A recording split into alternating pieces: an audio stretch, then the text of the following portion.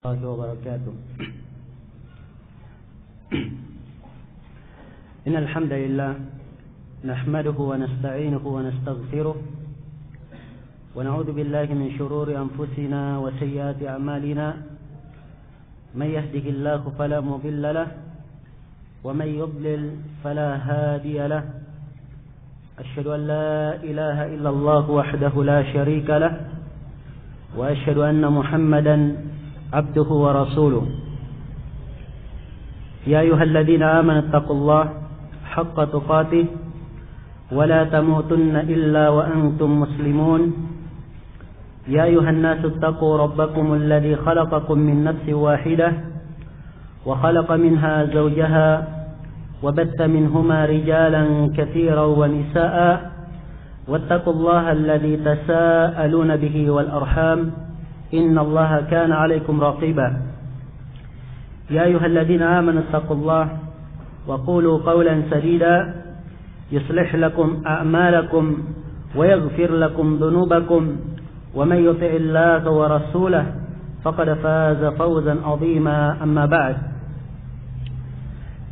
فإن أصدق الحديث كتاب الله وخير الهدي هدي محمد صلى الله عليه وعلى آله وسلم وشر الأمور محدثاتها فإن كل محدثة بدعة وكل بدعة ضلالة وكل ضلالة في النار. معاشر الإخوة والأخوات رحمني ورحمكم الله جميعا. Pada hari ini kita akan membahas tentang keyakinan-keyakinan atau prinsip-prinsip dasar di dalam syariat Islam yang diterangkan oleh Syekhul Islam Ahmad Ibn Abdul Halim Ibn Taymiyah Al-Harrani Thumma Dimashqi rahimahullahu ta'ala di dalam kitab beliau yang terkenal dengan nama Al-Aqidah Al-Wasithiyah.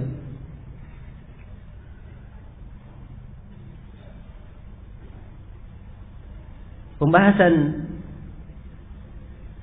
kita menjelaskan kitab ini termasuk hal yang penting dan diketahui bersama bahwa Al-Aqidah Al-Wasithiyah ini termasuk buku Aqidah Salafiyah yang paling mudah untuk dipahami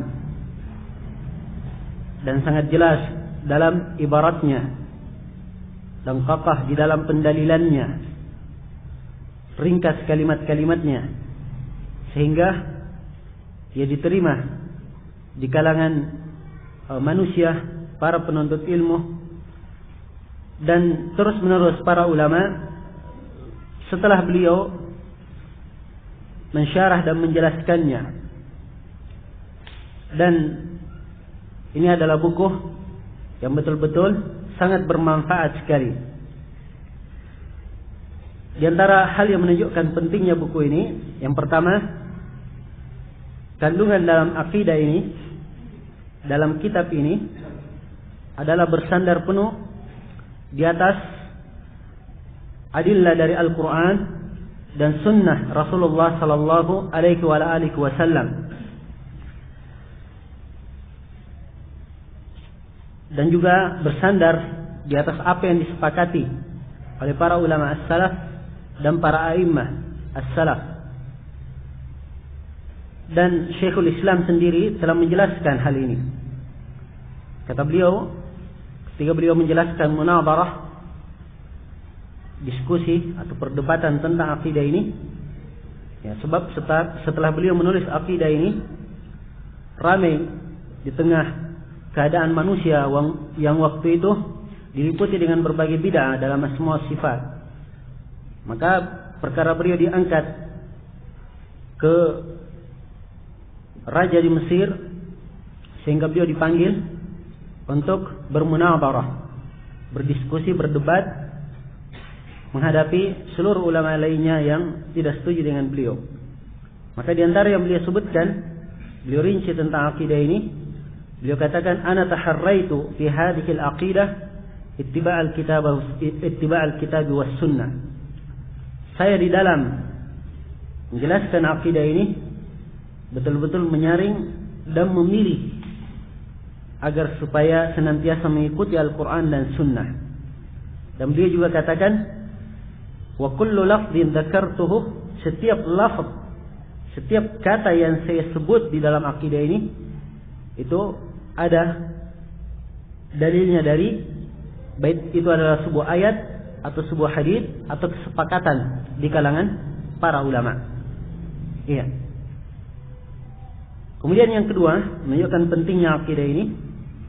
Kandungan dalam akidah ini adalah buah dari apa yang beliau kuasai dan beliau baca dari ucapan-ucapan para ulama as-salaf dan telaah beliau yang betul-betul sempurna di dalam permasalahan dasar-dasar keyakinan dalam syariah. Beliau sendiri mensifatkan akidah ini, kata beliau, ma jama'tu illa aqidat as-salaf as-salih rahimahullahu ta'ala. Saya tidak mengumpulkan di dalam kitab ini kecuali akidah as-salaf rahimahumullahu ta'ala. Kemudian yang ketiga, menunjukkan pentingnya akidah ini, kitab ini, beliau di dalam menjelaskannya betul-betul menjelaskan dengan ibarat yang sangat detail dan terjaga dari kritikan. Sampai beliau berkata di perdebatan tersebut, saya memberikan waktu luang selama 3 tahun untuk seluruh yang menyelisihi saya pada apa yang disebutkan di akidah ini. Kalau ada satu huruf pun yang berada di dalam kitab ini menyelisihi apa yang dibawa oleh para a'immah di 3 generasi pertama yang telah dipuji oleh Nabi sallallahu alaihi wasallam, kalau ada yang menyelisihi, maka kata beliau saya akan rujuk darinya. Beliau betul-betul memilih kalimat yang detail sampai beliau tidak menyebutkan lafaz ta'wil di dalam akidah ini, padahal lafaz ini mengandung makna benar, mengandung makna salah. Beliau menggunakan kalimat at-tahrif dan beliau tidak memakai kalimat at-tashbih. Dan kalimat ini juga mengandung kemungkinan dan sebagainya mempunyai makna yang benar. Beliau memakai kalimat at-tamthil. Ya.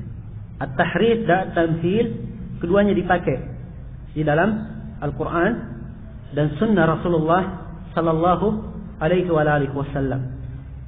Betul-betul detail beliau di dalam menjelaskannya. Dan terus-menerus para ulama dari zaman ke zaman seperti ini keadaannya.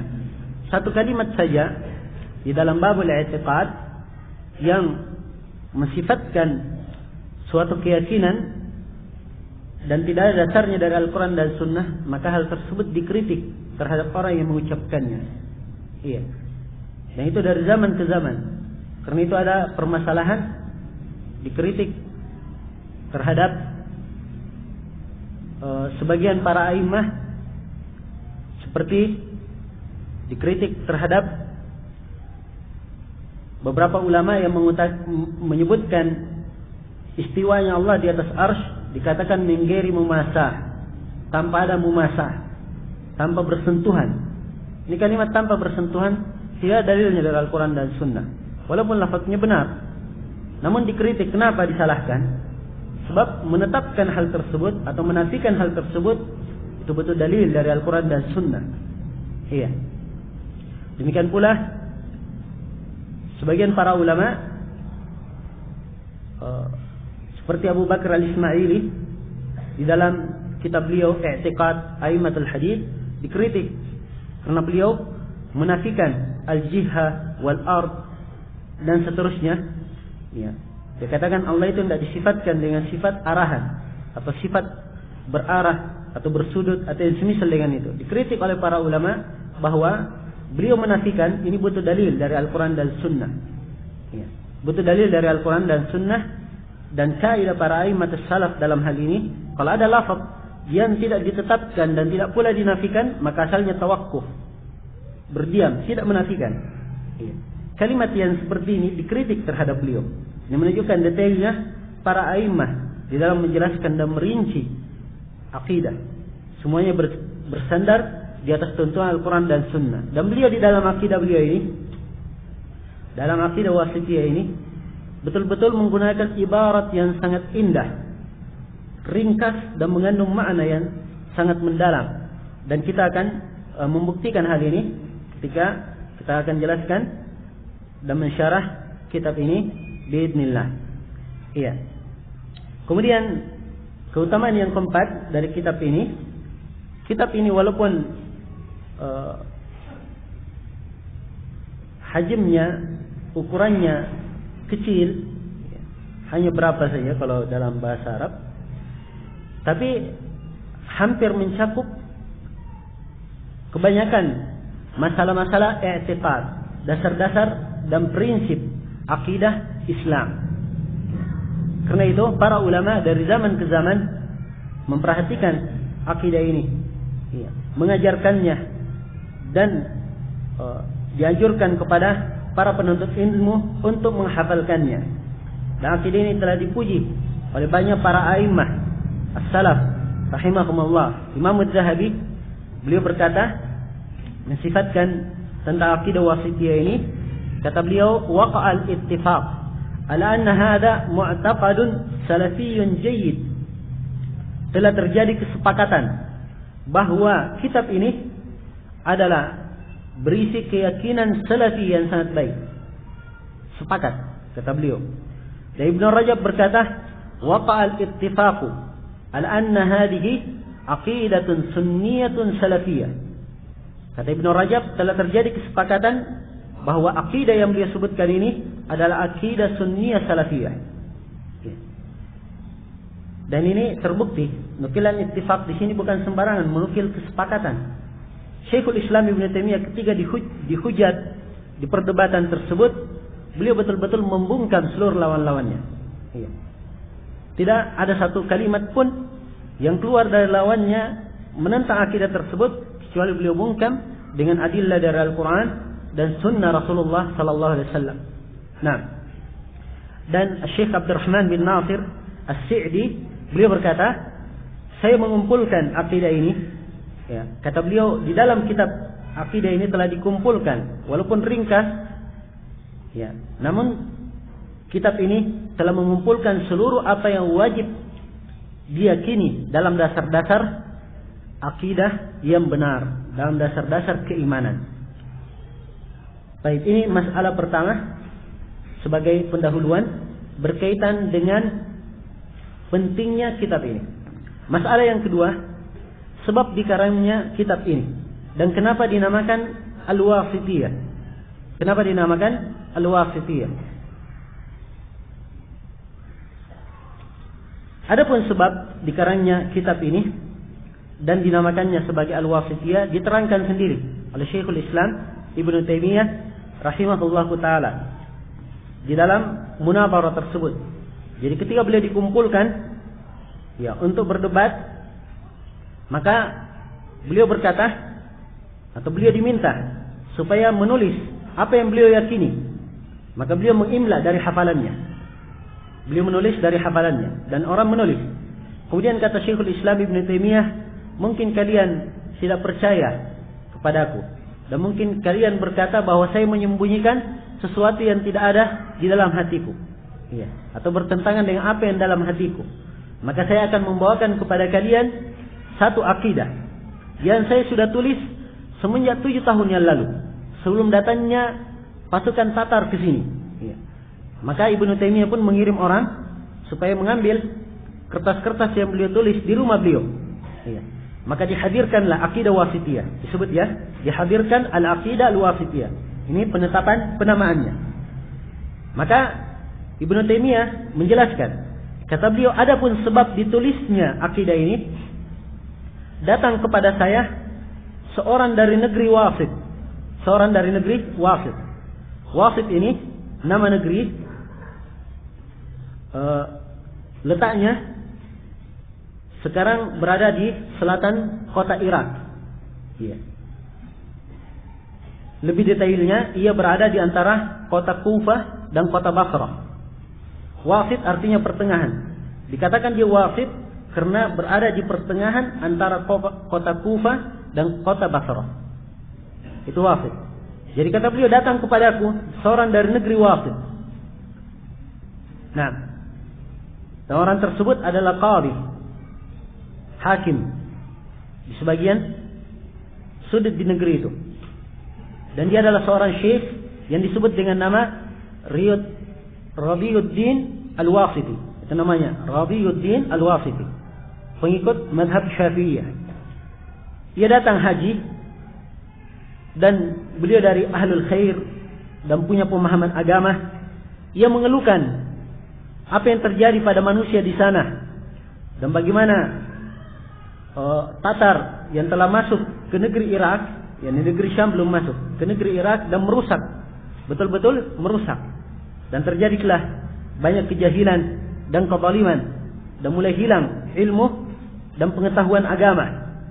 Maka qadhi ini, hakim ini meminta kepadaku supaya saya menuliskan untuknya suatu akidah yang menjadi sandaran baginya dan bagi keluarganya. Maka kata Ibnu Taimiyah, saya pun minta maaf kepadanya. Dan saya berkata kepada qadhi tersebut, sungguhnya yang menulis di dalam masalah akidah itu a'immah, sudah terlalu banyak menulisnya. Ya. Jadi maksud beliau, ya, cukup mengambil dari para a'immah saja. Namun qadhi ini mendesak Ibnu Taimiyah supaya menulisnya. Ya, katanya, saya tidak suka kecuali akidah yang kamu tulis. Maka kata Ibnu Taimiyah, saya pun menulis akidah ini dan saya duduk setelah asar. Ya. Beliau duduk setelah salat asar sampai apa? Sampai maghrib selesai. Ini akidah Wasitiyah yang menggemparkan negeri tersebut. Beliau hanya tulis antara asar dan maghrib. Beliau tulis dari hafalannya. Sama dengan akidah Al-Hamawiyah Al-Kubra. Beliau tulis antara zuhur dan asar. Ya. Dua akidah ini betul-betul menggemparkan manusia di zaman itu, di berbagai negeri. Sebab setelah Ibnu Taimiyah menulisnya, orang-orang banyak menyalin dari akidah tersebut, memperbanyaknya, kemudian setelah itu menyebarkannya di berbagai negeri. Ya. Akhirnya ribut. Yang di zaman itu Daulah Al-Asy'ariyah atau pemahaman Asy'ariyah merata di tengah kaum muslimin. Nah, jadi ini sebab ditulisnya akidah ini. Ini sebabnya kenapa ditulis. Ada orang dari ahli Wasit, dari negeri Wasit yang menulisnya. Nah, karena yang menulisnya atau orang yang memintanya dari negeri Wasit, ya, ada yang meminta kepada beliau dari negeri Wasit, maka karena itulah dikatakan akidah ini adalah al-aqidah al-Wasitiyah. Sebab yang memintanya dari mana? Dari negeri Wasit. Demikian pula al-aqidah al-Hamawiyah, sebab yang memintanya adalah sebagian orang dari kota Huma, dari negeri Huma. Nah, iya. Namun di sisi lain, sebagian para ulama mengatakan bahwa al-Wasitiyah itu dikatakan ia akidah Wasitiyah sebab pertengahan antara hak dan batil. Ia pertengahan antara al-haq dan batil. Dan Ibnu Taimiyah sendiri telah berucap di dalam akidah ini. Kata beliau, balhum, yaitu ahli sunnah wal jamaah, balhum wasatun fi firaqil ummah kama anna al-ummata hiya al-wasatu fil umam.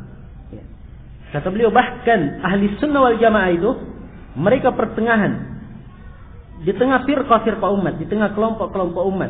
Sebagaimana umat Islam ini pertengahan di antara umat-umat lainnya. Kemudian beliau rinci bagaimana pertengahannya ahli sunnah di dalam banyak masalah. Ini beliau sebutkan. Karena itu dinamakan akidah ini akidah Wasitiyah dan juga dikatakan Wasatiyah. Sebab ia mengandung penjelasan tentang akidah yang pertengahan. Penjelasan tentang akidah yang pertengahan. Iya.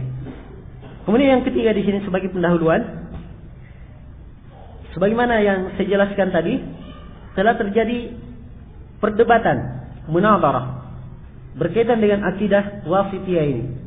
Dan sebenarnya di dalam munadharah ini ada penjelasan tambahan ya, yang disebut dari Ibnu Taimiyah rahimahullahu taala ketika beliau berada di munadharah, beliau berkata kepada seluruh orang yang hadir di depannya ya, ketika beliau diminta oleh para ahli fikih dan para hakim, para qadhi yang sudah berkumpul di situ di negeri Mesir, beliau diminta supaya menulis ya, akidahnya dan bertanya tentang akidahnya. Maka Ibnu Taimiyah berkata kalimat yang sangat indah yang sering diucapkan oleh para ulama. Kata Ibnu Taimiyah, "Amma al-i'tiqad fala yu'khadu anni wala amman huwa akbaru minni bal yu'khadu anillahi wa rasulihi wa ma ajma'a alaihi salaful ummah. فما كان في القرآن وجب اعتقاده وكذلك ما ثبت في الأحاديث الصحيحة مثل صحيح البخاري ومسلم." Kata beliau, adapun keyakinan akidah itu, akidah tidaklah diambil dari saya, kata Ibnu Taimiyah, dan tidak pula diambil dari orang yang lebih besar dari saya. Namun akidah itu diambil dari Allah dan Rasulnya, dan apa yang disepakati oleh para a'immah as-salaf. Sebagaimana, maka apa yang terdapat dalam Al-Quran itu yang wajib diyakini, dan apa yang terdapat dalam hadis Rasulullah sallallahu alaihi wasallam maka itulah yang wajib diterima, seperti di dalam Sahih Al-Bukhari dan Sahih Muslim.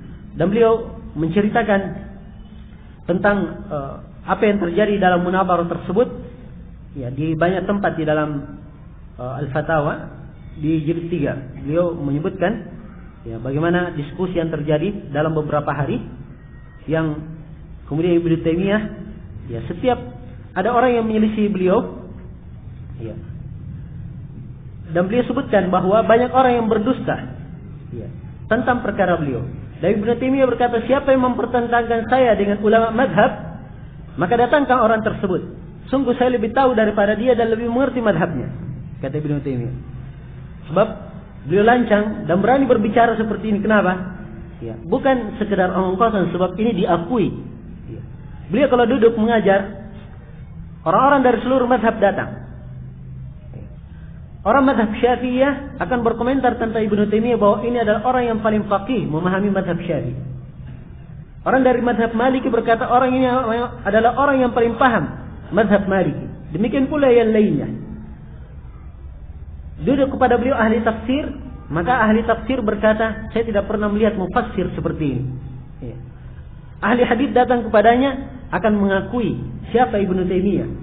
Ahli bahasa pun duduk di depan Ibnu Taimiyah, mereka akan mengakui siapa Ibnu Taimiyah. Sampai pernah ada yang berhujjah dari seorang ahli bahasa di depan Ibnu Taimiyah, dan dia berkata, Sibawai berkata dalam kitab begini.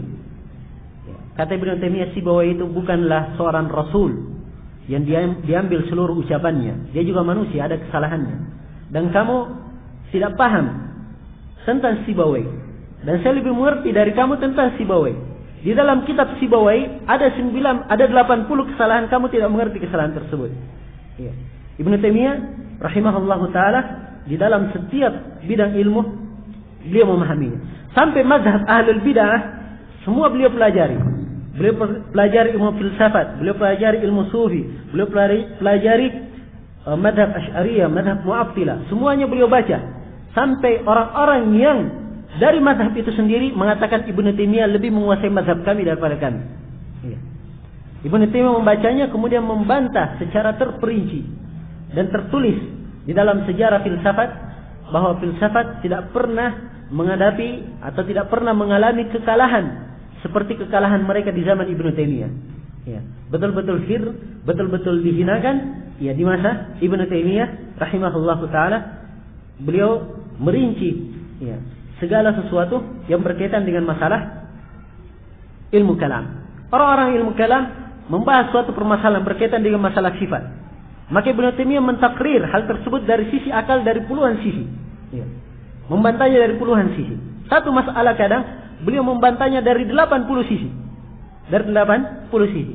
Maka orang-orang heran melihat bagaimana luasnya pengetahuan beliau dan detailnya beliau di dalam merinci permasalahan, dan detailnya beliau di dalam membantah orang-orang yang salah di dalam suatu madhab. Dan beliau rahimahullahu taala telah diberikan oleh Allah Subhanahu wa taala kecerdasan yang luar biasa dan diberikan hafalan yang sangat kuat, ya. Dan juga adalah orang yang sangat bertakwa, penuh dengan zuhud dan wara, ya. Sampai Ibnu Al-Qayyim berkata, saya tidak pernah melihat orang seperti Ibnu Taimiyah, paling indah kehidupannya dan paling bahagia. Padahal kehidupan sehariannya ia adalah termasuk orang yang fakir, tidak memiliki sesuatu apapun. Dan beliau terbukti sebagai orang yang sangat dermawan sekali. Dan dermawannya bukan dibuat-buat, ya. Memang tabiat beliau rahimahullahu taala. Sampai suatu hari beliau sedang duduk, ada orang yang datang dan memohon kepada beliau minta sesuatu, ya. Maka beliau melepaskan imamahnya. Kemudian imamahnya dibelah dua, diberikan untuk orang tersebut sebagiannya, ya. Dan beliau memakai sebagian yang lain. Nah, dan beliau rahimahullahu taala diakui oleh lawan dan kawan. Diakui oleh lawan dan kawannya. Sampai Imam Az-Zahabi rahimahullahu taala memberikan biografi yang luas tentang Ibnu Taimiyah. Dan Imam Az-Zahabi termasuk ulama pertengahan tentang Ibnu Taimiyah. Maka beliau menulis setelah menyebutkan biografi, kata Imam Az-Zahabi, saya ketika menulis ini dan setelah saya menulisnya, apabila yang membacanya dari orang yang cinta kepada Ibnu Taimiyah, maka saya akan dikatakan saya kurang di dalam mensifatkan Ibnu Taimiyah. Dan kalau yang membacanya dari musuh Ibnu Taimiyah, maka saya akan dikatakan berlebihan di dalam mensifatkan Ibnu Taimiyah. Padahal beliau menyebutkan apa adanya tentang Ibnu Taimiyah rahimahullahu taala. Ala kulli hal, ya, khasat beliau dan keluasan ilmu beliau yang dikatakan kalau beliau berbicara seakan-akan dalil dari Al-Quran dan Sunnah berada di depan mata beliau seluruhnya. Beliau mengambil yang mana beliau sukai dan meninggalkan apa yang beliau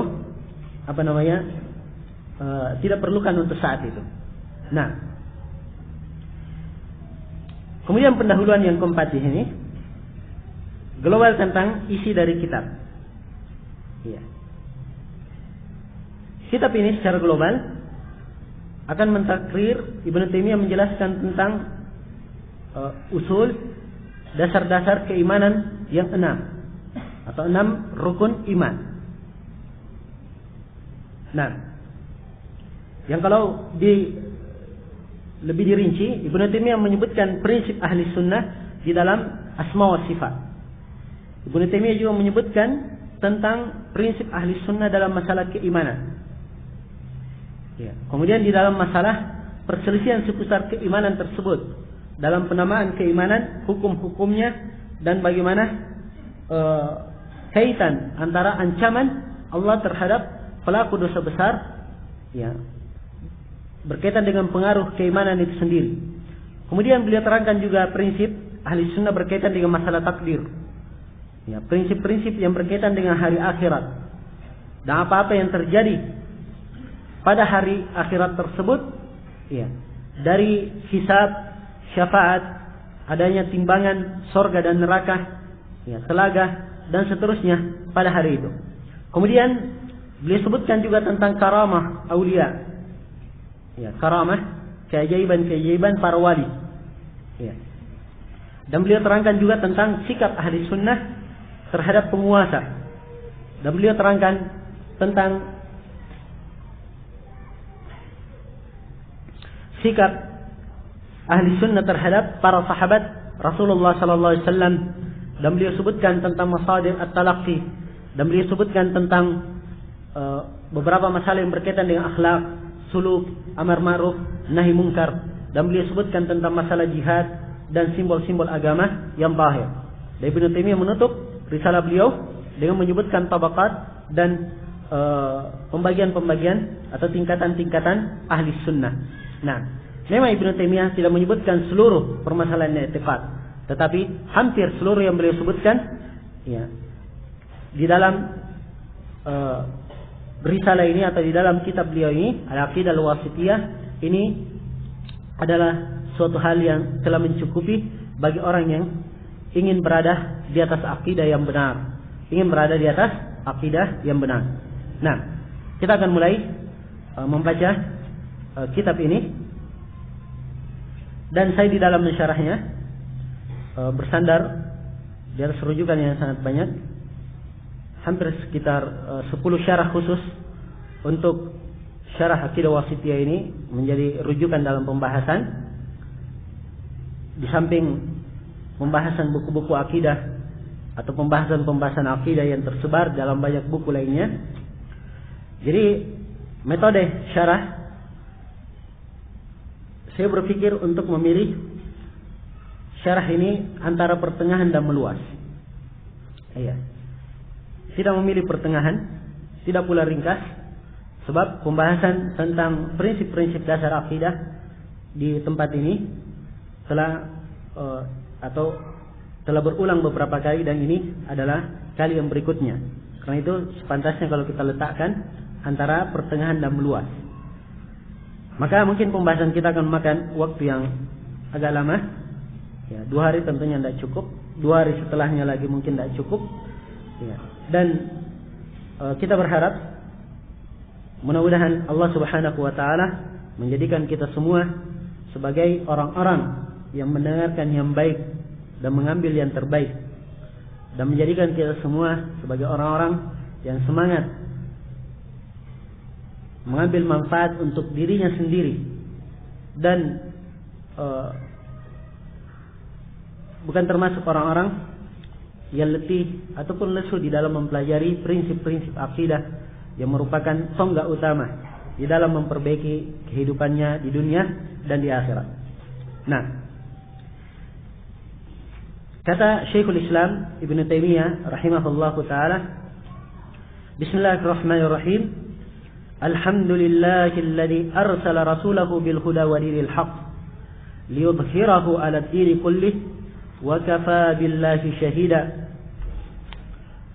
Wa asyhadu an la ilaha illallah wahdahu la syarika lah iqraran bihi wa tauhida.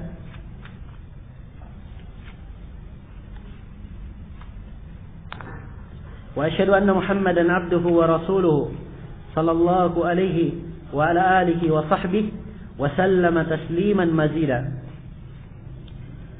أما بعد, kata beliau, Bismillahirrahmanirrahim, Alhamdulillahilladzi arsala rasulahu bil huda wa dinil haqq. Segala puji hanya untuk Allah yang mengutus rasulnya dengan petunjuk dan agama yang hak, liyudhhirahu 'ala ad-dini kullihi, untuk menampakkannya di atas seluruh agama, wa kafa billahi syahida, dan cukuplah Allah sebagai yang memberi persaksian. Wa asyhadu an la ilaha illallah wahdahu la syarikalah iqraran bihi wa tauhida, dan saya bersaksi bahwa tidak ada yang berhak disembah selain Allah semata, tidak ada syirikat baginya. Iqraran bihi, saya mengakui hal tersebut, wa tauhida, dan mentauhidkannya. Wa asyhadu anna Muhammadan abduhu wa rasuluh, dan saya bersaksi bahwa Nabi Muhammad adalah hamba dan rasulnya, sallallahu alaihi wa ala alihi wa sahbihi wa sallama tasliman mazida. Mudah-mudahan salawat Allah senantiasa tercurah untuk beliau dan juga untuk para pengikutnya, para sahabatnya. Demikian pula salam, mudah-mudahan senantiasa dilimpahkan kepada beliau, salam yang terus-menerus bertambah. Iya. Di awal risalah beliau memulai dengan Bismillahirrahmanirrahim.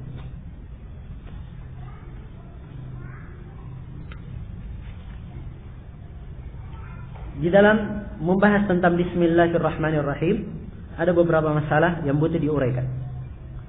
Yang pertama, beliau memulai risalah ini dengan Bismillahirrahmanirrahim. Hal ini beliau mencontoh Al-Quranul Karim dan mencontoh sunnah Rasulullah sallallahu alaihi wa alihi wasallam. Dan ini yang dilakukan oleh para ulama as-salaf dari dahulu maupun sekarang. Nah, mencontoh Al-Quran, sebab di setiap surah dari Al-Quran dibuka dengan Bismillahirrahmanirrahim, kecuali surah At-Taubah.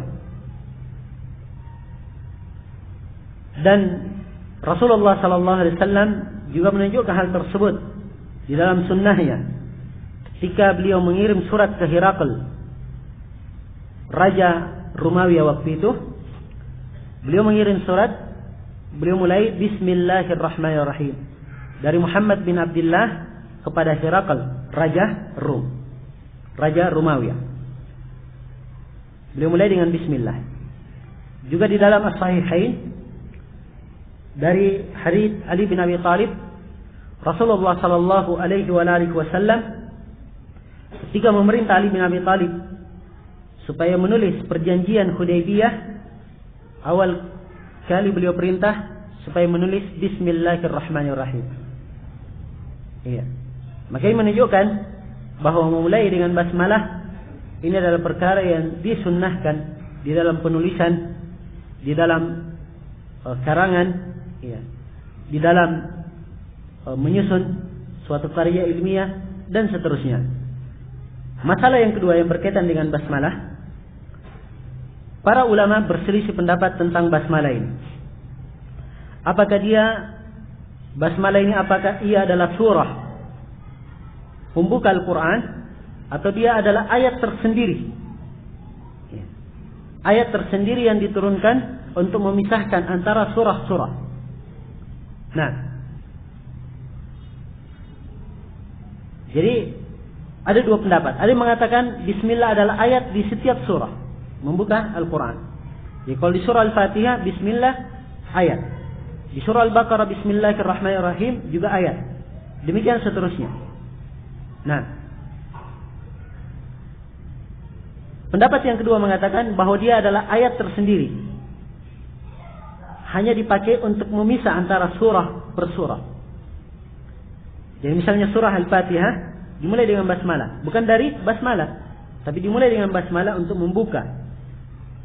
Al-Baqarah ada basmalah, ya, bukan artinya basmalah ayat, tetapi dia adalah pemisah antara surah Al-Fatihah dan surah Al-Baqarah. Ini dua pendapat di kalangan para ulama. Dan yang kuat adalah pendapat yang kedua, bahwa basmalah tidak termasuk dari ayat pada setiap surah.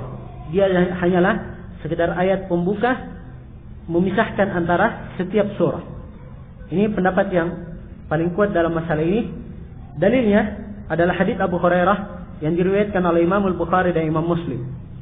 Ketika disebut dalam hadits qudsi surah Al-Fatihah, maka Allah berfirman, apabila hamba membaca Alhamdulillahirabbil alamin, ya, maka Allah berfirman, hambaku telah memujiku. Kalau hamba membaca Ar-Rahmanir-Rahim, Allah berfirman, hambaku telah menyanjungku.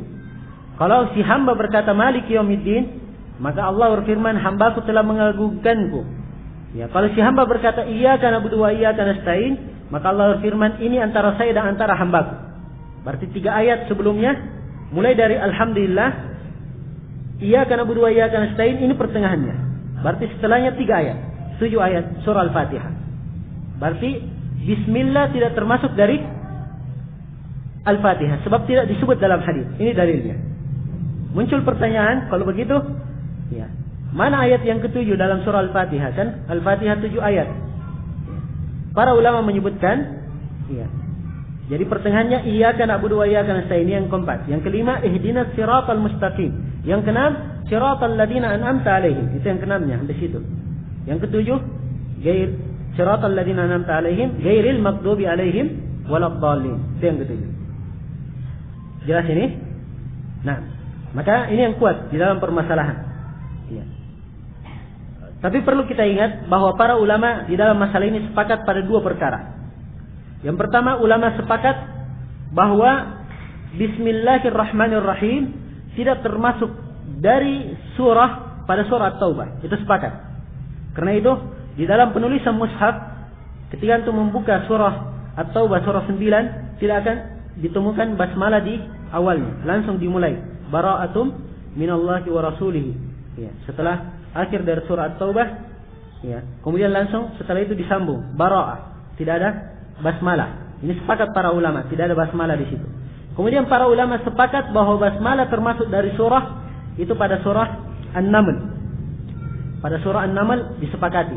Di situ ada ayat ketika Nabi Sulaiman mengirim surat ke raja atau ke ratu Saba, ya, disebutkan suratnya wa innahu bismillahirrahmanirrahim. Ya, maka bismillah di situ adalah satu surah.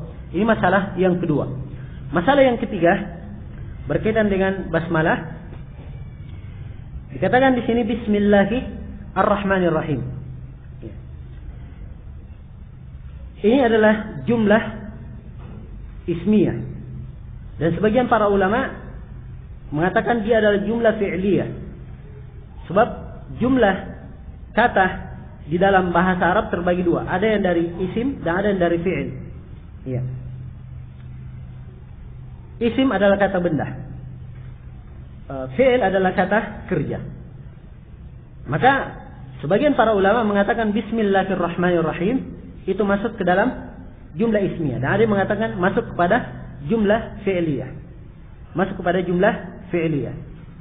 Namun Syekhul Islam Ibnu Taimiyah sendiri ketika menjelaskan tentang basmalah di dalam beberapa tempat di buku beliau, ya, beliau sebutkan bahwa manusia di dalam hal ini ada dua mazhab, ada dua pendapat.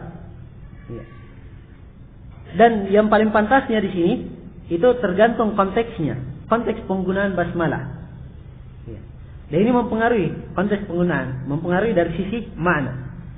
Ya. Diperhatikan. Jadi kalau dia sebagai sebab di dalam Al-Quran beliau terangkan itu juga dibagi dua konteks. Seperti dalam ayat disebutkan Iqra bismi rabbikal ladzi khalaq. Bacalah dengan nama Rabbmu, bismi rabbika. Maka di sini berkaitan dengan jumlah fi'liyah. Di ayat yang lain bismillahi majreha wa mursaha. Ini berkaitan dengan jumlah ismiyah. Berarti dalam dua ayat dua-duanya terkandung hal tersebut. Nah, maka orang yang membaca sesuai dengan munasabahnya, apa dia baca? Ya. Kalau dia katakan bismillahirrahmanirrahim dengan nama Allah, saya memulai, ya, berarti ini jumlah fi'liyah, menunjukkan kata kerja. Tapi kalau dia katakan permulaan saya adalah dengan bismillah, ini adalah jumlah ismiyah. Ini adalah jumlah ismiyah. Dan seharusnya takdirnya, muta'alliqnya itu diakhirkan. Jar majrur diakhirkan untuk menunjukkan ikhtisas, kekhususan. Ya, menunjukkan kekhususan. Sebagaimana dalam surah Al-Fatihah ketika disebut iyyaka na'budu wa iyyaka nasta'in. Iyyaka, ka di sini iyyaka asalnya di belakang, na'buduka, kepadamu lah kami menyembah. Atau kepadamu, atau kami menyembah kepadamu, itu asal artinya. Begitu kalimat kamu dikedepankan, maka ini menunjukkan makna kekhususan. Karena itu ketika diterjemah juga diterjemah dikatakan dan hanya kepadamu kami menyembah. Ya. Kalau misalnya saya katakan kepada seorang, saya memuliakanmu. Ini memuliakan, bagus. Tapi kalau saya berkata kepadamu, hanya kepadamu saya muliakan. Ini menunjukkan mana kekhususan untuk dirinya. Ya. Maka dikhususkan hal ini, dimundurkan. Ya. Ini menunjukkan mana kekhususan. Jadi ketika seorang membaca, saya membaca dengan nama Allah. Artinya ketika saya membacanya, saya mempelajarinya. Ya. Saya berusaha memahami kitab ini. Benar-benar saya bersandar, ya, dengan nama Allah Subhanahu wa Ta'ala yang Maha Pengasih lagi Maha Penyayang. Nah,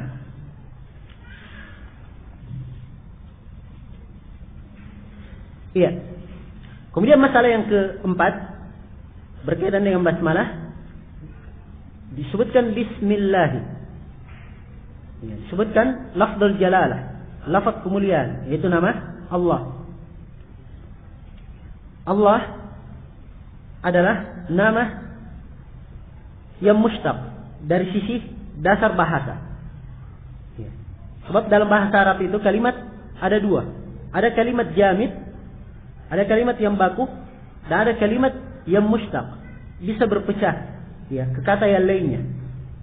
Nah, bisa dipecah darinya kata yang lain. Ini mushtaq. Dan Allah di sini asalnya adalah mushtaq. Asalnya adalah mushtaq. Iya.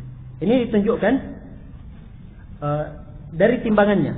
Sebab alaha ya'lahu itu dari abadah ya'budu atau abadah ya'badu.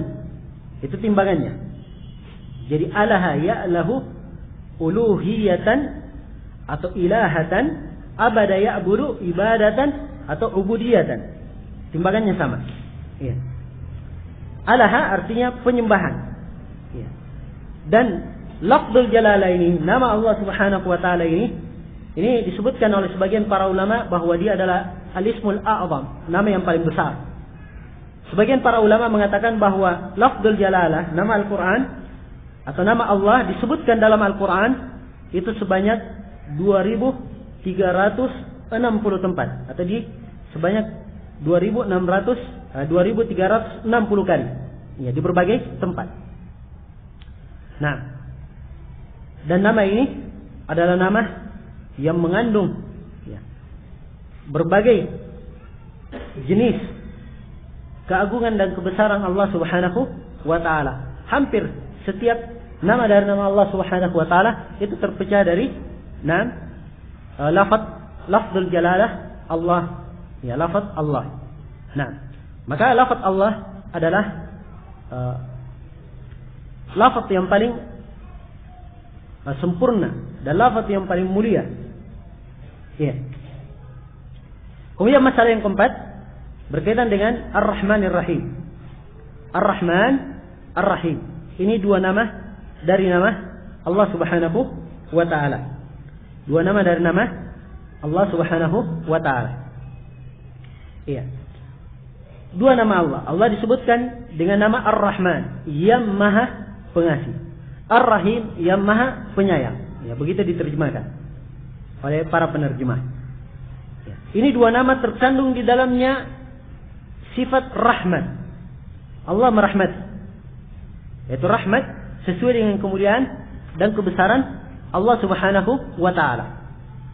Ar-Rahman dan Ar-Rahim dari sisi asal itu kembali kepada asal yang sama dari kalimat rahmah. Jadi asalnya Ar-Rahman itu rahmat, Ar-Rahim juga rahmat. Ya. Dan kalau diterjemah dalam bahasa Indonesia Maha Pengasih lagi Maha Penyayang, ini dua-duanya mempunyai makna yang sama, mempunyai makna yang sama. Apa bedanya antara Ar-Rahman dan Ar-Rahim? Ya. Apa bedanya antara Ar-Rahman dan Ar-Rahim?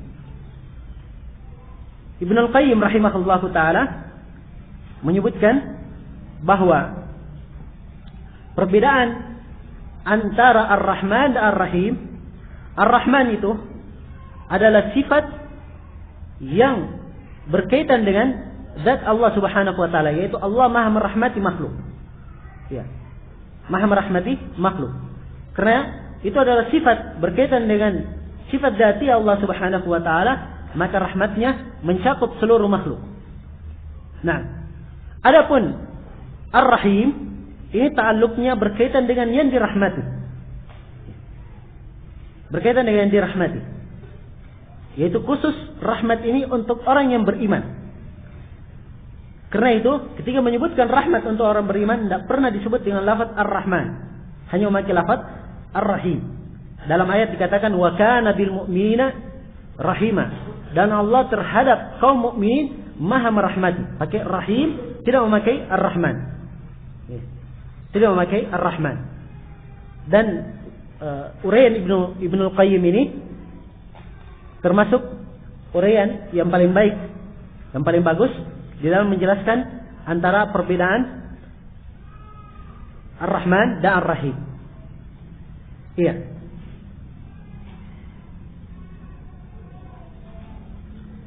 Baik, itu beberapa masalah yang berkaitan dengan masalah Bismillahirrahmanirrahim.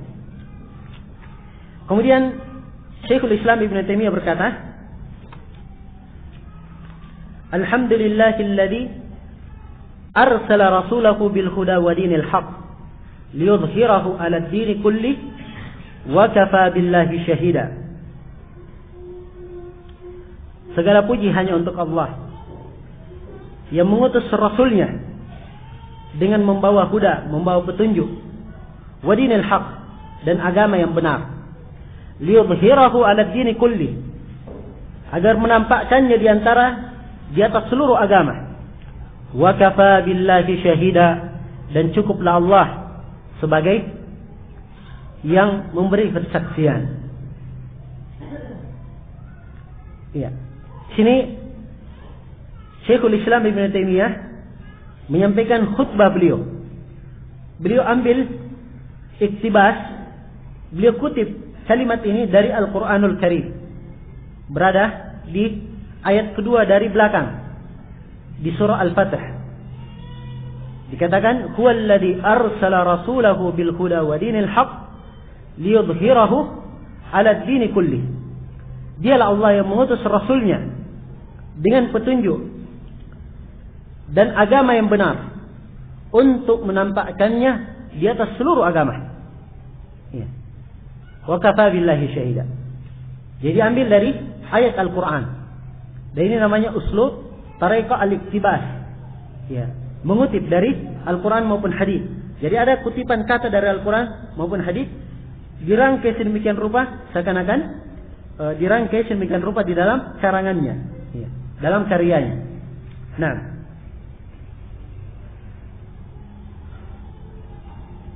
untuk menjelaskan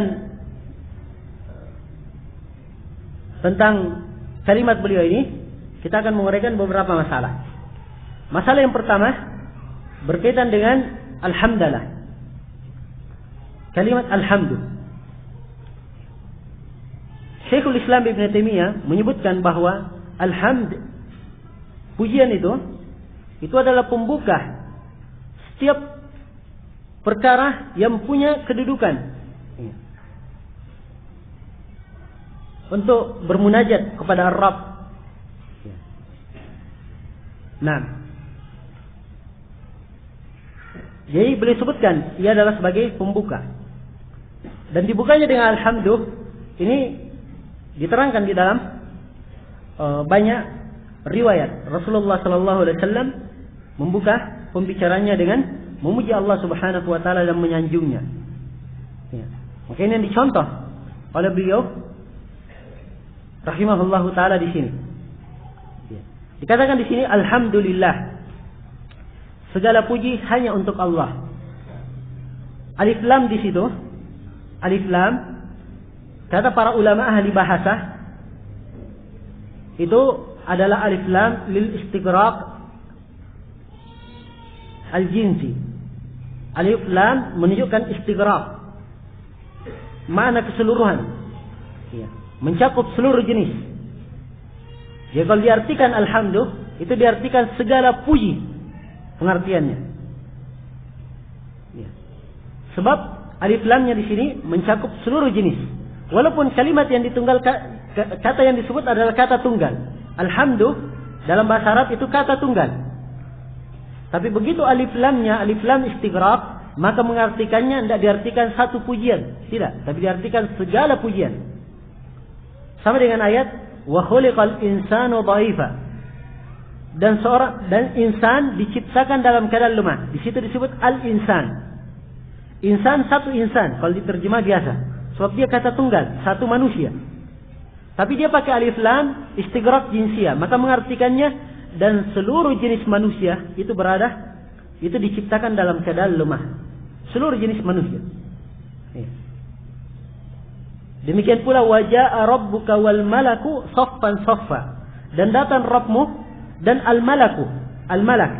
Malak satu malaikat. Tapi begitu pakai alif lam lil istighraq, mengartikannya tidak seperti itu. Dan datang Rabbmu dan seluruh jenis malaikat.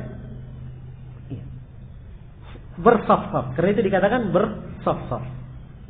Ini keindahan memahami uslub bahasa Arab. Ya. Jadi ketika disebut kalimat alhamdulillah, ya kan indah maknanya, yaitu segala puji hanya untuk Allah Subhanahu wa taala. Segala jenis pujian itu untuk Allah Subhanahu wa taala. Alhamdulillah itu adalah pengabaran tentang kebaikan-kebaikan yang dipuji pengabaran tersebut disertai dengan kecintaan kepadanya. Jadi memujinya, mengabarkan tentang kebaikannya dengan penuh rasa kecintaan. Itulah alhamd. Itulah memuji. Jika seorang hamba membaca surah Al-Fatihah, Alhamdulillahirabbil alamin, kalau dia paham makna alhamd, itu maknanya dia memuji Allah dengan segala jenis pujian yang sifatnya atau pujian tersebut disertai dengan rasa cinta, pengagungan kepada Allah Subhanahu wa taala. Ya. Pujian kepada Allah Subhanahu wa taala itu banyak jenisnya. Mungkin jenis-jenis pujian kepada Allah bisa diringkas dalam 5 perkara. Yang pertama adalah pujian kepada Allah Subhanahu wa taala, memuji Allah dengan bersendirinya Allah dalam rububiyahnya. Allah Maha sendiri dalam rububiyah, dalam perbuatannya. Ya. Tidak ada yang bersyirikat di dalamnya, dalam rububiyah tersebut. Kemudian yang kedua adalah pujian Allah atau pujian kepada Allah di dalam uluhiyahnya. Ya, memuji Allah bahwa dialah Allah satu-satunya yang berhak disembah. Kemudian pujian yang ketiga, alhamd, adalah mengagungkan Allah Subhanahu wa taala dengan atau dalam seluruh nama-nama dan sifat yang Allah Subhanahu wa taala miliki. Kemudian yang keempat adalah memuji Allah, mengagungkannya terhadap syariat dan perintahnya. Syariat, perintah dan agamanya. Ya. Mengagungkan Allah terhadap syariat, perintah dan agamanya. Kemudian yang kelima dari pujian alhamd kepada Allah adalah memuji Allah Subhanahu wa taala terhadap seluruh ketentuan dan takdirnya. Dan apa yang Allah Subhanahu wa taala perjalankan di alam ada ini. Nah, ini seluruhnya adalah pujian kepada Allah Subhanahu wa taala. Dan pujian kepada Allah Subhanahu wa taala ini adalah memuji Allah Subhanahu wa taala dengan seluruh perbuatannya yang maha baik.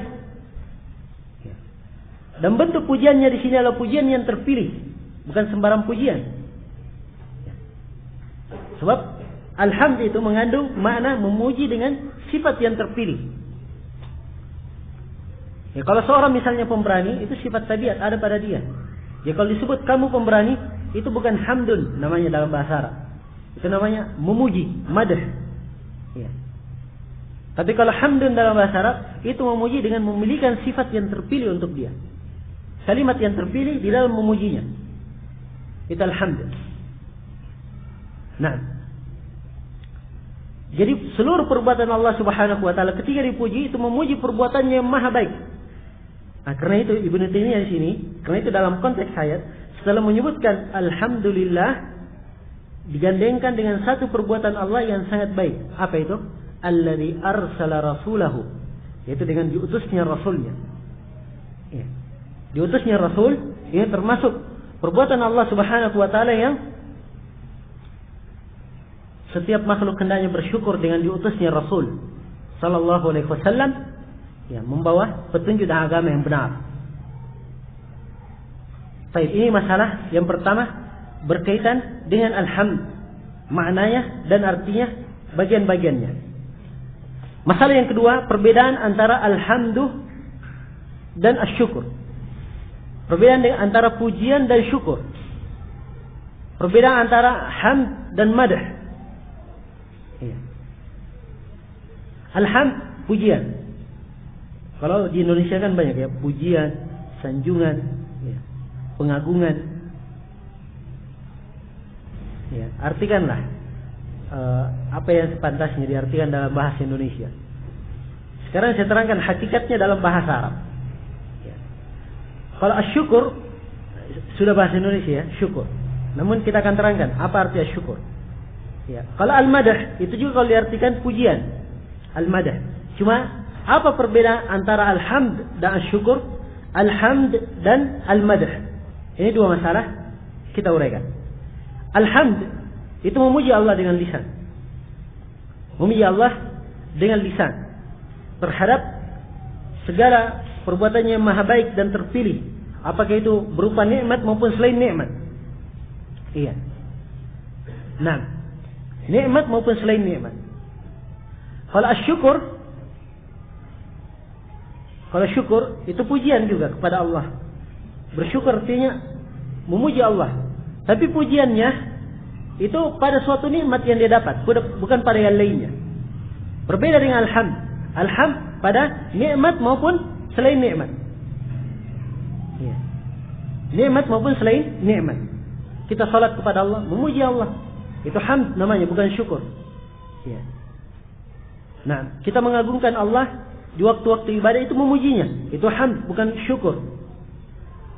Tapi kapan suatu nikmat dia dapat, kemudian dia memuji Allah, itu namanya bersyukur. Dipahami? Kemudian kaitannya, bersyukur itu kaitannya dengan hati, lisan dan anggota tubuh. Itu syukur. Adapun pujian alhamd itu kaitannya dengan lisan dan dalam hati. Adapun syukur, lisan, hati dan anggota tubuh yang mensyukurinya. Nah, jadi ini perbedaan antara alhamd dan asyukur. Ya. Baik. Sekarang perbedaan antara alhamd dan al-madah. Ibnu Qayyim dalam Bada'i' al-Fawaid beliau menyebutkan perbedaan ya, dalam hal ini. Kata beliau perbedaan antara alhamd dan al-madah. Dikatakan bahwa mengabarkan tentang suatu pujian itu terbagi dua. Mengabarkan pujian atau mengabarkan kebaikan itu terbagi dua. Ya.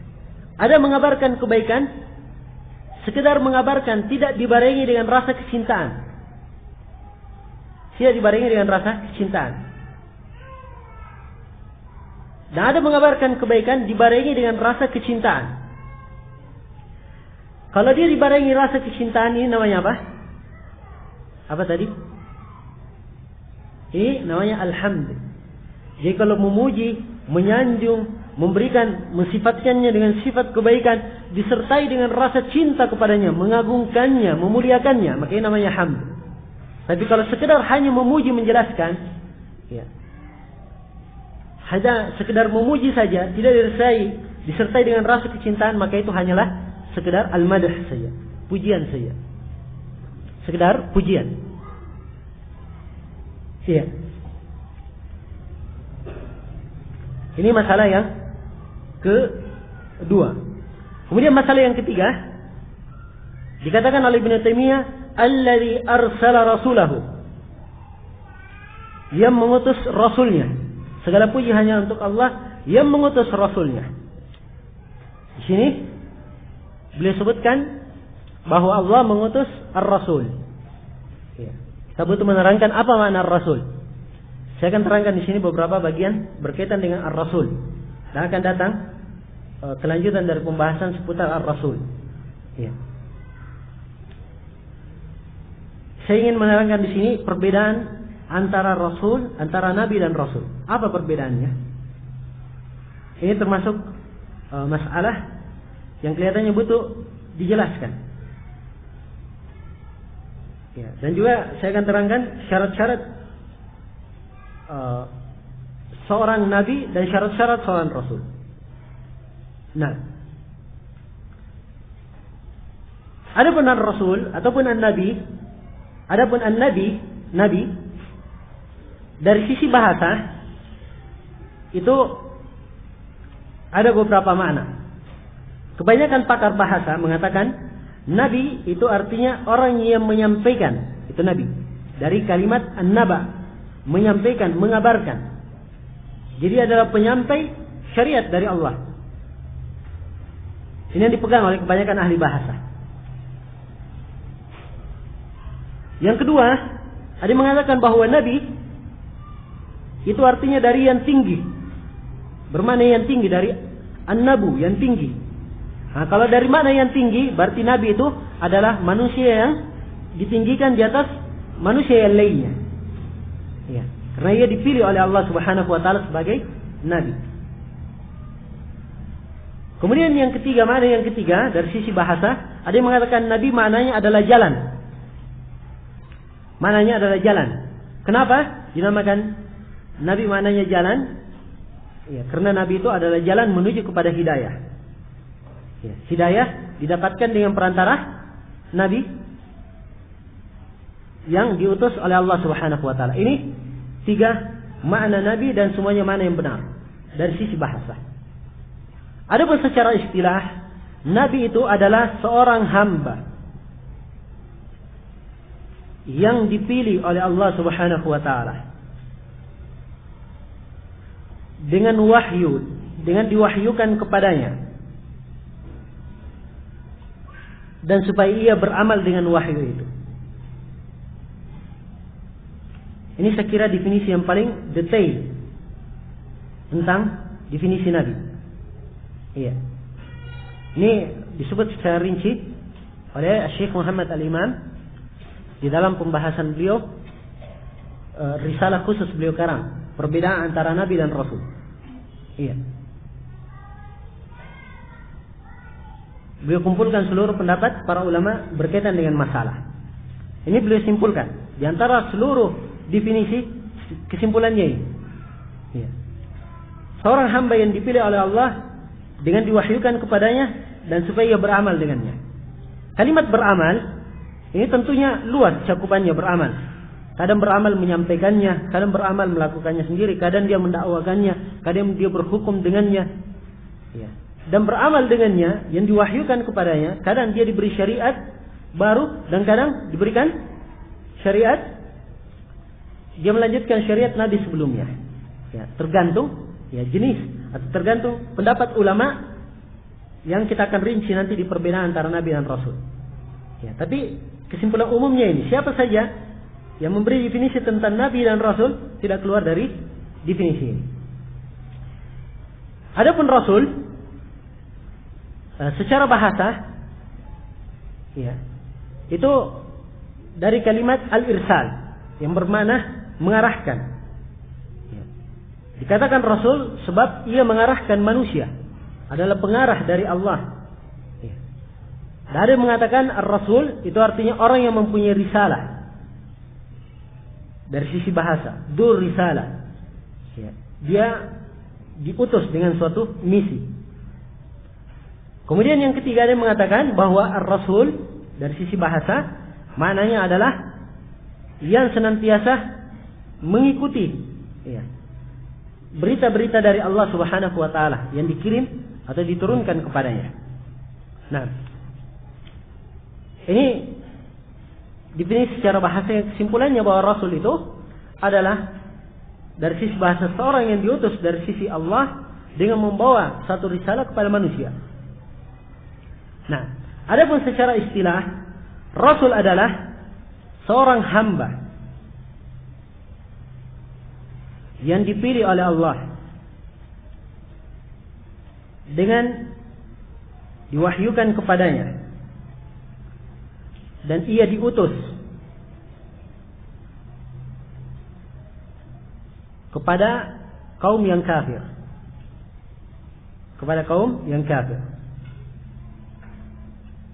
Nah, ini definisi ar-rasul.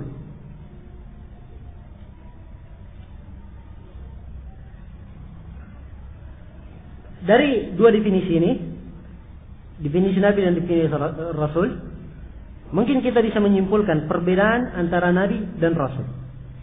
Ya. Nabi, dan ini masalah ada khilaf ya di kalangan para ulama. Ya, cuman ini insyaallah taala yang terdekatnya, yang terkuatnya. Walaupun setiap definisi ada kritikan, namun yang terkuatnya adalah apa yang kita akan sebutkan. Nabi adalah orang yang diwahyukan kepadanya dengan suatu syariat. Syariat untuk dirinya. Syariat untuk dirinya.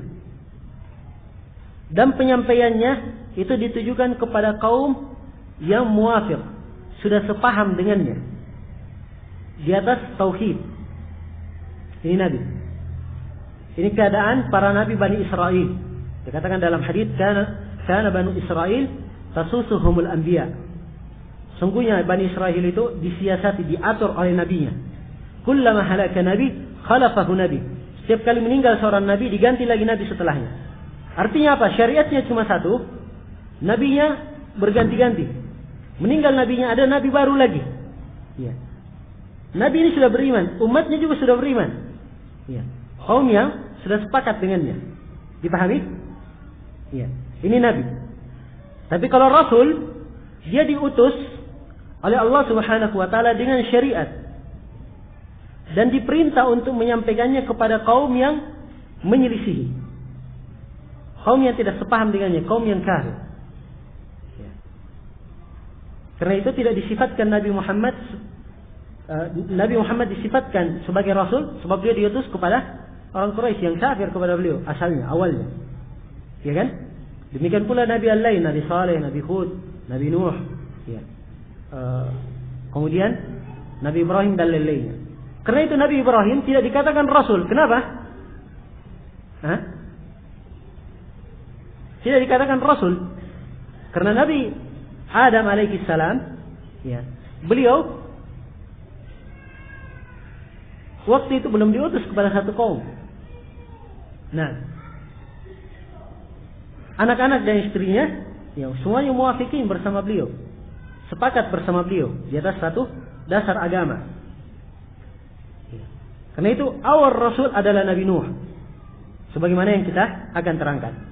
Ini perbedaan yang paling kuat antara Nabi dan Rasul. Adapun perbedaan antara Nabi dan Rasul yang banyak kita dengar, ya, dan sudah termaktub di dalam banyak buku agama. Hampir seluruh buku-buku agama dalam edisi Indonesia menuliskan seperti itu.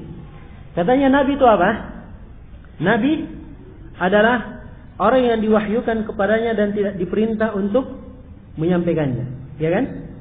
Kalau Rasul, kebalikannya, diwahyukan kepadanya dan diperintah untuk menyampaikannya. Dan ini definisi yang terlalu jauh, ya. Bisa dikatakan definisi yang salah. Kenapa? Sebab Nabi itu juga diutus, diperintah menyampaikan, ya. Diperintah menyampaikan. Itu penamaan Nabi. Ya. Dalilnya apa diperintah menyampaikan? Banyak dalilnya. Di antaranya dalam Al-Quran dikatakan, wa ma arsalna min qablika min rasulin wala nabiyyin. Tidaklah kami utus. Lihat ya kalimat arsalna. Jadi kalimat diutus. Ini penggunaan untuk rasul. Siapa yang diutus? Tidaklah kami mengutus seorang rasul dan tidak pula seorang nabi. Berarti nabi juga di sini terdapat kandungan diutus. Iya. Dipahami? Mendapatkan bagian dari utusan. Ya. Menyampaikan, bukan hanya sekedar untuk dirinya saja. Nah, demikian pula dikatakan dalam sebagian ayat, faba'atsallahu an-nabiyyin mubasysyirin wa mundhirin. Maka Allah mengutus nabi-nabi sebagai pemberi kabar gembira dan sebagai pemberi peringatan. Ya, kalau tidak menyampaikan tidak mungkin dikatakan nabi dalam ayat, ya kan? Memberi peringatan dan memberi peringatan dan memberi kabar gembira. Ini menunjukkan apa? Ia menyampaikan. Dan di dalam Al-Quran disebut dengan nama nabi, bukan disebut dengan nama rasul. Juga hadis yang masyhur dalam riwayat Bukhari dan Muslim dari hadis Ibnu Abbas, ketika umat ditampakkan kepada Nabi. Kata beliau, uridat aliyal umam. Ditampakkan kepadaku umat-umat. Fara'aitun nabiyya wa ma'ahu ar-rahab. Wa fi riwayatin ar-ruhayb. Saya melihat seorang nabi dan nabi ini bersama dia sekelompok orang dari pengikutnya. Nabi punya pengikut. Kalau begitu nabi ini menyampaikan, iya kan? Nabi ini menyampaikan. Dan saya melihat nabi pengikutnya cuma 1-2. Dan saya melihat nabi pengikutnya adalah tidak ada pengikutnya. Tidak disebut, tidak ada pengikutnya. Nah, semuanya ini masuk dalam cakupan nabi. Karena itu definisi yang banyak tersebar, ya, bahwa nabi adalah siapa yang diwahyukan kepadanya dan tidak diperintah menyampaikan. Ini definisi yang jauh. Definisi yang jauh. Yang tepatnya, yang benarnya adalah apa yang kita sebutkan tadi. Iya. Seorang menjadi nabi dan rasul itu punya beberapa syarat. Syarat yang pertama, dia harus seorang lelaki. Iya. Nah, yang menjadi nabi dan rasul itu harus seorang lelaki. Tidak ada nabi dan rasul dari perempuan. Iya. Karena itu keterlaluan orang-orang Nasara yang mengangkat Maryam sebagai sesembahan. Sebab Rasul saja tidak mungkin jadi Rasul, apalagi dianggap sebagai sembahan. Iya. Dan juga keterlaluan sebagian orang yang pernah mengaku menjadi nabi. Iya. Ada yang pernah mengaku nabi dan perempuan. Pernah di Jakarta kayak. Ya, gak usah jauh-jauh ke negeri lain. Di negeri kita juga ada. Iya. Kemudian syarat Nabi dan Rasul, syarat yang kedua adalah dia dari manusia, bukan malaikat. Iya. Dari manusia, bukan malaikat. Nah, tidak Rasul dari malaikat. Dalam Al-Quran dikatakan, "Qul law kana fil ardi malaikatun yamshuna mutma'innin lanazzalna 'alaihim minas sama' malakan rasula." Andai kata di bumi ada malaikat yang berjalan tenang, maka kami akan turunkan kepada mereka seorang malaikat sebagai rasul. Ya, ini menunjukkan bahwa karena di bumi ini cuma manusia, maka nabinya adalah, rasulnya adalah manusia. Andai kata ada malaikat berjalan biasa seperti manusia, maka akan diturunkan juga malaikat sebagai rasul. Ya. Ini yang tepatnya. Adapun penyebutan dalam Al-Quran, Allahu yastafi minal malaikati rusulan wa minan nas. Allah memilih dari malaikat para rasul dan juga dari manusia. Pilihan rasul dari manusia di sini, rasul bukan artinya dia rasul kepada manusia, utusan kepada manusia, tapi dia adalah rasul, utusan dari Allah kepada utusan manusia yang merupakan utusan Allah. Demikian. Kemudian syarat yang ketiga, Rasul itu dari kalangan manusia, bukan jin. Ya, tidak ada Rasul dari jin, dari kalangan jin. Ya. Sebab dikatakan dalam Al-Quran, Allahu yastafi minal malaikati rusulan wa minan nas. Allah memilih Rasul dari malaikat dan dari manusia. Malaikat Rasul Allah, Rasul kemana? Ke Rasul manusia di bumi, kan begitu? Bukan untuk seluruh manusia, tapi malaikat Rasul Allah ke Rasul Allah di bumi. Ya. Dan dipilih dari Rasul itu dari kalangan manusia. Ya, manusia yang diinginkan manusia, bukan jin. Walaupun ada sebagian para ulama yang mengatakan manusia masuk juga jin. Tapi yang benarnya bahwa manusia yang diinginkan adalah manusia selain jin. Iya. Nah. Dan tidak boleh dikatakan bahwa ada Rasul dari jin. Ada memang sebagian yang berpendapat ada Rasul dari jin. Ya. Mereka berdalilkan dengan ayat, Ya ma'syaral jinni wal ins, alam ya'tikum rusulun minkum. Wahai segenap manusia dan jin, atau wahai segenap jin dan manusia, apakah telah sampai para rasul dari kalian? Nah, katanya di sini disebut jin dan manusia, kemudian dikatakan para rasul dari kalian. Menunjukkan dua-duanya ada. Tapi ini adalah pendapat yang lemah. Yang benarnya ayat ini ditafsirkan oleh ayat yang lain. Ya. Di ayat yang lain dalam surah Al-Ahqaf disebutkan bahwa sekelompok jin ketika diturunkan wahyu kepada Rasulullah, mereka datang, duduk mendengar. Kemudian mereka beriman. Setelah mereka beriman, mereka kembali ke kaumnya, kemudian menyerukan Islam kepada kaumnya. Jadi mereka Rasul utusan, bukan artinya mereka diutus dari Allah. Mereka setelah mendengar dari Rasulullah, mereka kembali kepada kaumnya dan mendakwahi kaumnya. Demikian. Maka kesimpulannya, tidak ada Rasul dari kalangan jin. Yang ada cuma dari kalangan manusia saja. Dan Rasul itu adalah syarat yang keempat, harus seorang yang merdeka. Ya, bukan seorang budak. Dia harus seorang yang merdeka. Ini diterangkan dalam suatu hadis yang diriwayatkan oleh Imam Muslim. Ya. Kemudian masalah yang keempat dikatakan oleh Syekhul Islam Ibn Taimiyah di sini, alladzi arsala rasulahu bil huda wa dinil haq. Yang mengutus rasulnya dengan huda, dengan petunjuk dan agama yang benar. Ya. Ini masalah yang keempat. Kita akan menjelaskan makna petunjuk dan makna agama yang hak. Al-huda, petunjuk itu, al-huda itu kesempurnaan ilmu. Dinul haq, agama yang benar itu kesempurnaan amalan. Demikian disebut oleh Syekhul Islam Ibn Taimiyah sendiri di dalam Majmu' al-Fatawa.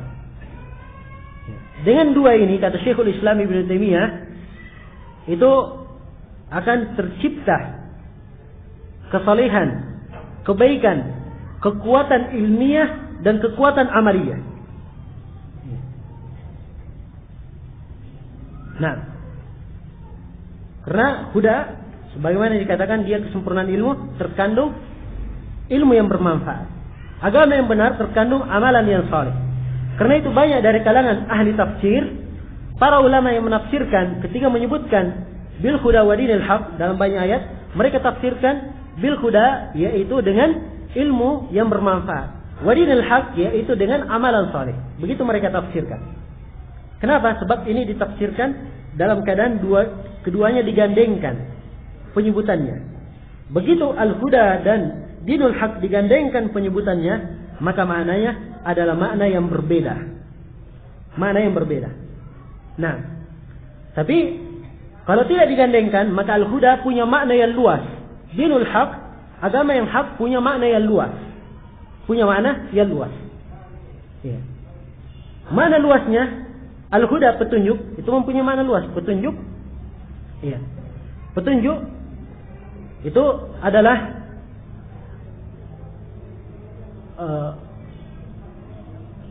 kokoh di atas suatu kebenaran. Nah, petunjuk adalah jalan yang menyampaikan kepada Allah Subhanahu wa taala. Itu petunjuk, al-huda. Dan al-huda ini oleh Ibn al-Qayyim rahimahullahu taala dibagi menjadi 4. Ya, petunjuk ini dibagi menjadi 4. Petunjuk dengan makna umum. Hidayah dengan makna umum. Yang pertama adalah hidayah ammah. Ada namanya hidayah umum. Ini adalah hidayah untuk seluruh makhluk. Dari kalangan manusia maupun hewan. Ya, maupun yang lainnya. Dalam Al-Quran dikatakan, Sabbih isma rabbikal a'la.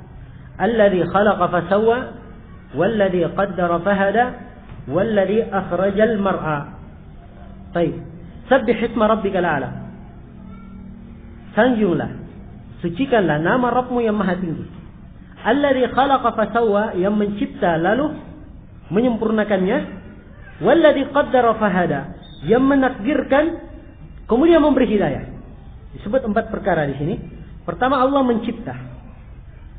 Kemudian setelah mencipta, ditetapkan ciptaan ini, disempurnakan. Ya, ciptaan tersebut. Kemudian yang ketiga disebut adalah Allah Subhanahu wa taala menakdirkannya. Ya, menakdirkan sebab-sebab yang merupakan kemaslahatannya dalam kehidupannya dan di dalam perbuatannya. Kemudian setelah itu memberikan hidayah kepadanya. Hidayah di sini hidayah ammah, hidayah umum untuk seluruh makhluk. Untuk seluruh makhluk. Semana dengan firman Allah Subhanahu wa taala ketika Fir'aun bertanya kepada Musa, "Qala faman rabbukuma ya Musa?" Fir'aun berkata, "Siapa Rabb kamu wahai Musa?" Maka Nabi Musa berkata, "Rabbuna alladhi a'ta kulla syai'in khalqahu thumma hada." Rabb kami adalah Rabb kami adalah yang memberi segala sesuatu atau yang memberikan kepada makhluknya segala sesuatu, kemudian memberi hidayah kepada mereka. Jadi makhluk diberi segala sesuatu kemudian diberi hidayah. Ini adalah hidayah umum. Ini adalah hidayah umum. Ini yang paling luasnya dari mana hidayah. Hidayah yang kedua adalah hidayah ad-dalalah wal irsyad. Hidayah ad-dalalah wal irsyad. Hidayah memberikan petunjuk dan memberikan arahan. Iya. Hidayah ini adalah hidayah yang merupakan hujjah Allah terhadap makhluknya. Kapan dia telah mendapatkan hidayah yang seperti ini, telah mendapatkan petunjuk dan telah sampai kepadanya petunjuk, telah sampai kepadanya pengarahan, telah sampai kepadanya pengajaran, ya, namun dia tidak menerimanya, maka telah tegak hujjah atasnya. Cuma hidayah yang seperti ini tidak mengharuskan hidayah yang sempurna. Apa artinya hidayah yang sempurna? Hidayah yang sempurna orang masuk Islam, kan begitu? Ya. Sama sekarang ini misalnya ada orang yang kafir, kalau dia aja masuk Islam, belum tentu dia menerima, ya kan? Ya. Diberikan hidayah, diterangkan apa itu Islam. Begitu diterangkan apa itu Islam, ini artinya dia telah mendapatkan hidayah ad-dalalah wal irsyad. Hidayah petunjuk dan pengarahan. Apakah dia terima hidayah ini? Nah, ini hidayah jenis yang ketiga. Yang mengatur hidayah jenis yang ketiga itu Allah. Ya. Itu dinamakan hidayah at-taufiq wal ilham. Hidayah mendapatkan taufik dan ilham. Dia menerima petunjuk. Mendapat petunjuk dari Allah supaya masuk Islam. Ini hidayah at-taufiq wal ilham. Nah, ini hidayah jenis yang ketiga. Hidayah jenis yang kedua ini, hidayah dalal wal irsyad, ini yang diberikan kepada Nabi Muhammad. Karena itu Nabi kita dikatakan dalam Al-Quran, wa innaka la tahdi ila siratim mustaqim. Dan sungguh engkau Nabi Muhammad memberi petunjuk ke jalan lurus. Apa artinya memberi petunjuk kepada jalan lurus? Yaitu mengarahkan manusia, menjelaskan kepada manusia jalan yang lurus. Itu artinya. Dan Nabi Muhammad tidak mampu membuat orang itu masuk Islam sehingga orang ini mendapat hidayah, dia menerima Islam. Tidak. Yang seperti ini milik Allah. Dia mendapat taufik, menerima petunjuk tersebut itu dari Allah. Karena itu di dalam ayat yang lain ditiadakan hidayah dari beliau. Dikatakan, innaka la tahdi man ahbabta. Ya. Sungguhnya engkau Nabi Muhammad tidak mampu memberi hidayah kepada siapa yang kamu cintai. Ini ayat turun, teguran kepada Nabi Muhammad yang sangat semangat untuk memberikan hidayah kepada pamannya Abu Talib. Yang Abu Talib meninggal dalam keadaan kafir. Ya, ditegur nabinya bahwa engkau tidak mampu memberi hidayah kepada siapa yang kamu cintai. Sebab hidayah yang seperti ini mendapat taufik dan ilham, ini datangnya dari siapa? Dari Allah Subhanahu wa taala. Ya, ini pembagian hidayah luar biasa. Nah, ya. Sebagian orang bingung membaca ayat-ayat Al-Qur'an. Ya, seperti dua ayat tadi. Kalau dibaca sepintas lalu, dua ayat. Dua-duanya dalam Al-Quran. Yang pertama, kamu tidak dapat memberi petunjuk. Ya. Ayat yang kedua dikatakan kamu memberi petunjuk ke jalan yang lurus. Orang yang tidak paham pembagian hidayah akan bingung membacanya. Kan begitu? Loh, ini tidak memberi petunjuk. Di sini dikatakan memberi petunjuk. Ya.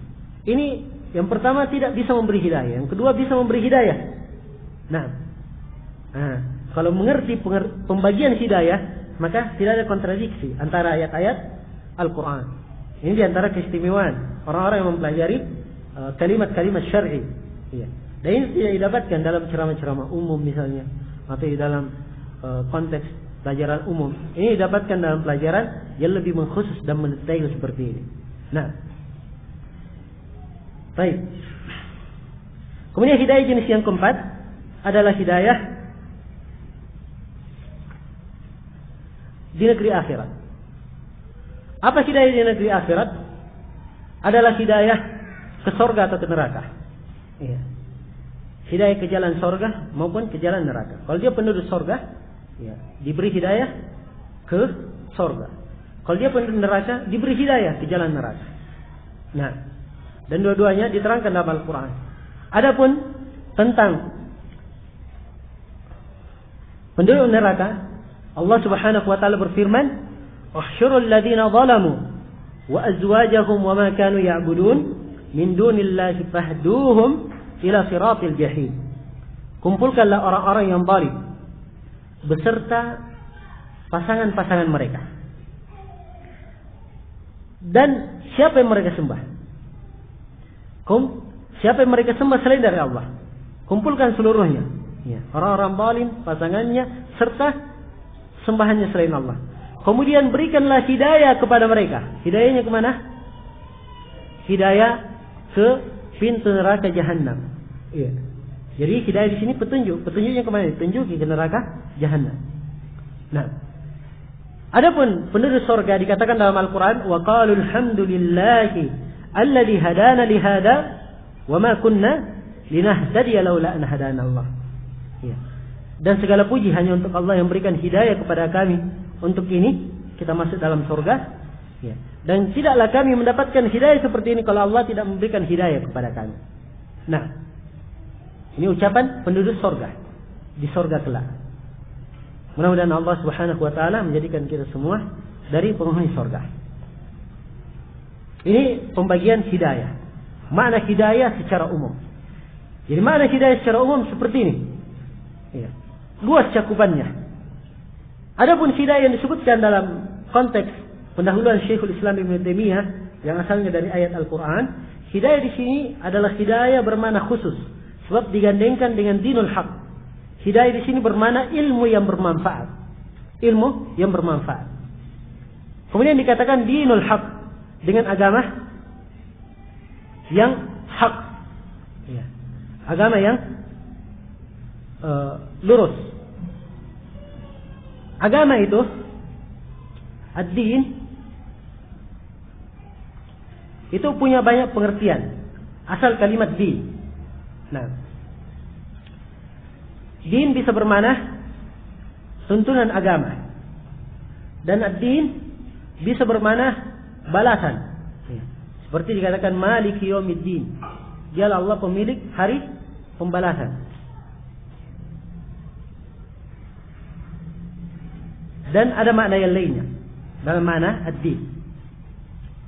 Namun yang diinginkan dengan di sini wadinul haq, yang diinginkan dengan dinul haq itu adalah amalan yang saleh. Dan di sini din al-haq ini penyandaran dalam istilah bahasa Arab min bab idhafati sifah ila al-mawsuf. Jadi asalnya wad-dinul haq, asalnya begitu. Nah, agama yang lurus. Kemudian beliau katakan huwallazi arsala rasulahu bil huda wa dinil haq liyudhhirahu 'ala ad-din kulli. Ini masalah yang kelima. Supaya Allah menampakkan agamanya di atas seluruh agama. Iya.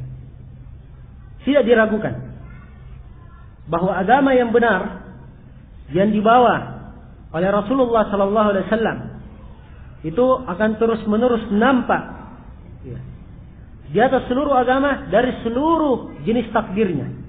Ya, dari seluruh jenis keadaan atau dari seluruh keadaannya. Nah, demikian dinyatakan oleh Syekhul Islam Ibnu Taimiyah di dalam Bayan Tablis Al-Jahmiyah. Dan Ibnu Taimiyah sendiri di dalam Al-Jawabus Sahih boleh menyebutkan bahwa Allah menjanjikan umat Islam bahwa agamanya akan dinampakkan, dan nampaknya agama ini itu terbagi dua. Nampaknya agama terbagi dua. Ada zuhur ilmin wa bayan, dan ada zuhur sayfin wa sinan. Jadi katakan supaya agama dinampakkan di atas seluruh agama. Nampaknya agama Islam di atas seluruh agama dengan dua perkara atau terbagi dua. Nampak dengan ilmu dan penjelasan. Ini yang pertama. Yang kedua, nampak dengan pedang dan tombak, yaitu akan menang terus di atas musuh-musuhnya. Ini dua jenis. Adapun jenis yang pertama, nampaknya umat Islam dengan hujjah dan penjelasan, dengan ilmu dan argumen. Ini adalah suatu yang terus-menerus ada pada umat Islam. Umat Islam terus-menerus dalam keadaan seperti itu. Ya. Kalau bukan seluruhnya, ya, tentunya ada sebagian satu kelompok dari umat Islam yang terus-menerus seperti itu. Karena itu dikatakan di dalam hadis Rasulullah sallallahu alaihi wasallam, Nabi sallallahu alaihi wasallam bersabda, "La tazalu ta'ifatun min ummati zahirina hatta ta'tiyahum amrullah wa hum zahirun." Terus-menerus ada sekelompok dari umatku menampakkan agama sampai datang ketentuan Allah, dan mereka masih terus-menerus dalam keadaan nampak. Maka nampaknya Islam dengan ilmu dan argumen ini akan terus-menerus terjadi pada umat Islam. Ya. Adapun nampaknya umat Islam dengan tombak dan pedang, ini kadang dan kadang. Walaupun akhirnya nanti pasti untuk umat Islam. Ya. Sebab Allah Subhanahu wa taala telah menetapkan bahwa umat ini tidak akan dibinasakan oleh musuhnya. Ya. Allah Subhanahu wa taala telah menetapkan bahwa umat ini tidak akan dibinasakan oleh musuhnya. Ya, karena itu sangat salah sebagian orang di zaman ini melanggar ketentuan-ketentuan syar'i dalam masalah jihad maupun yang lainnya, dengan alasan kita kalau tidak melakukan pelanggaran yang seperti ini, maka saudara-saudara kita akan tertindas dan umat Islam akan diinjak-injak. Ya.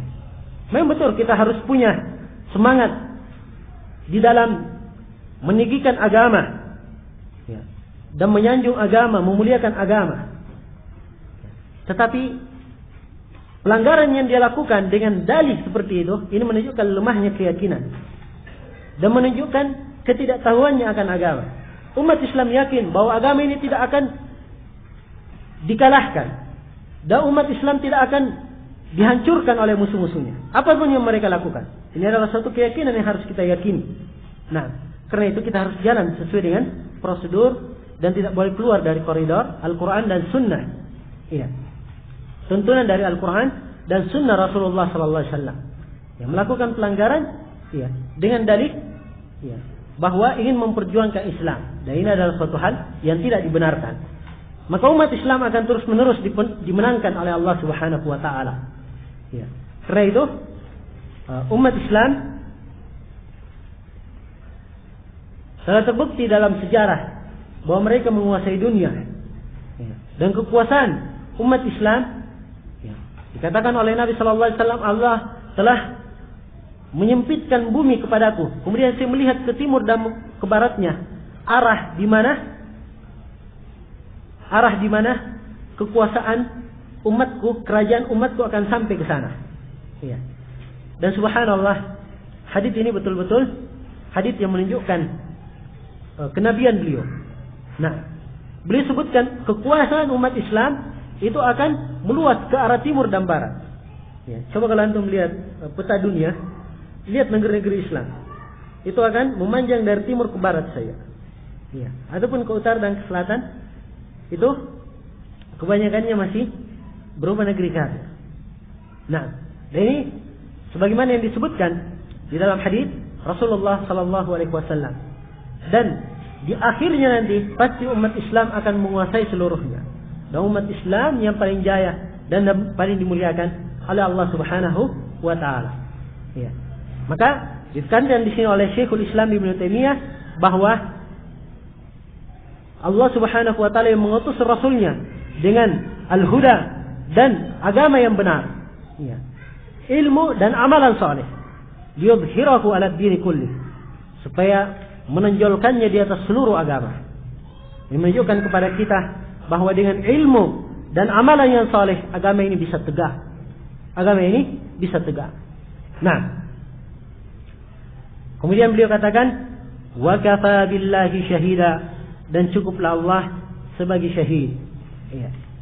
Cukuplah Allah sebagai syahid yang mempersaksikan.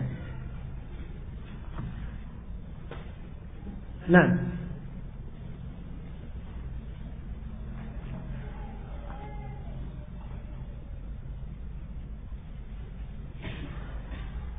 maksudnya di sini wa kafa billahi syahida, yaitu Allah Subhanahu wa taala mempersaksikan. Ya. Cukuplah Allah yang mempersaksikan bahwa Nabi Muhammad adalah Rasulnya.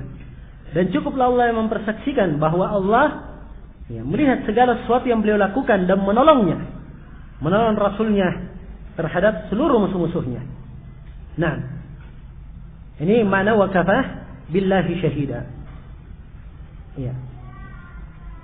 Jadi makna keseluruhan, makna ijmali dari khutbah atau pendahuluan yang beliau sebutkan di sini, bahwa, ya, segala puji hanya untuk Allah, ya, dengan segala jenis pujian yang Allah Subhanahu wa taala telah mengutus, ya, yang telah mengutus rasulnya.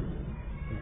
Di antara hal yang dipuji di sini pada Allah Subhanahu wa taala, pujian yang sangat kita memujinya dengan diutusnya Rasul Sallallahu Alaihi Wasallam, ya, dengan membawa al-huda, petunjuk dan agama yang benar sebagai rahmat untuk seluruh alam dan kabar gembira bagi orang-orang yang bertakwa, untuk meninggikan agama Islam ini, ya, dengan keagungan, ketetapan, kemuliaan, kekuasaan, kejayaan, ya, menampakkannya di atas seluruh agama dengan baik itu nampak secara hujjah dan argumen, adapun dengan pedang dan tombak mereka.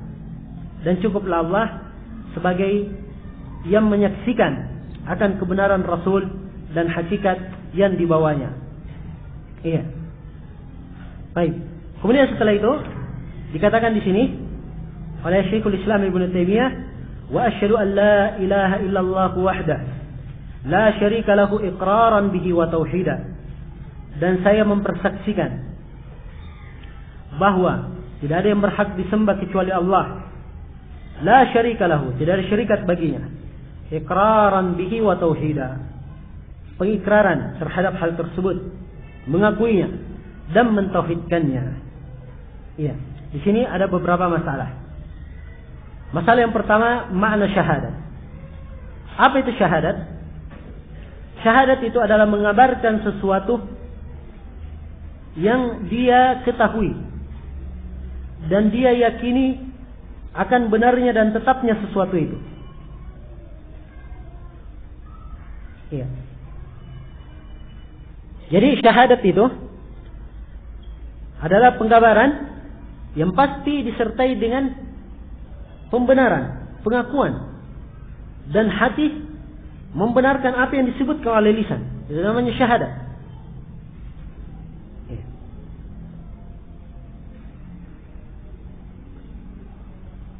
Kenapa hati juga terhitung sebagai memberikan persaksian? Sebab Allah menyebutkan tentang orang-orang munafikin, nashhadu innaka la rasulullah. Ya. Ketika orang munafikin menyebutkan kami bersaksi bahwa kamu Rasulullah, ya, disebutkan bahwa Allah Subhanahu wa taala mempersaksikan bahwa mereka kadzib dalam hal tersebut, berdusta. So mereka berucap dengan lisannya, tidak seperti dalam hatinya. Menunjukkan bahwa syahadat itu, syahadat yang benar adalah syahadat yang diucapkan oleh lisan dan dibenarkan di dalam hati. Dibenarkan di dalam hati. Ini makna syahadat di sini. Dan syahadat itu sendiri, kalimat syahadat itu sendiri, itu mempunyai banyak makna. Ibnu Al-Qayyim dalam Badai Al-Fawaid, beliau menyebutkan bahwa syahadat punya beberapa makna lain selain dari apa yang kita sebutkan. Kadang syahadat bermakna hadir. Hadir. Ya. Menyaksikan. Seperti firman Allah Subhanahu wa taala, "Faman syahida minkum asy-syahra falyasumhu." Siapa yang menyaksikan bulan, maka hendaknya dia berpuasa. Maksudnya siapa yang hadir di bulan itu, dia saksikan, dia berpuasa. Nah. Dan kadang syahadat juga bermakna al-khabar, berita. Seperti ucapan Ibnu Abbas dalam riwayat Muslim, "Syahida indi rijalun mardiyuna arbahum indi Umar."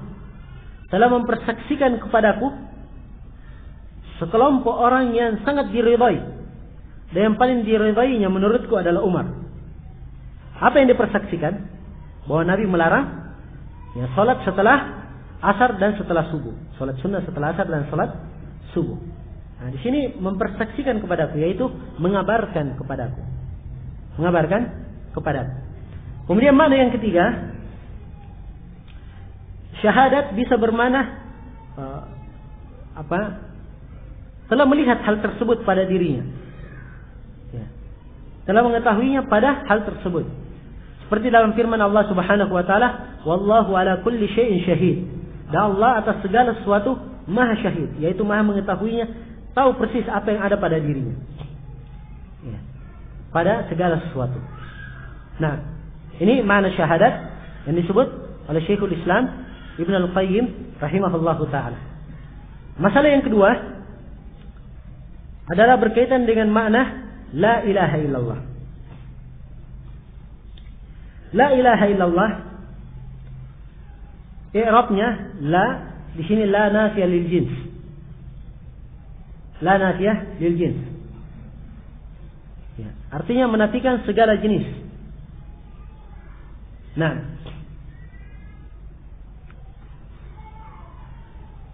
illallah,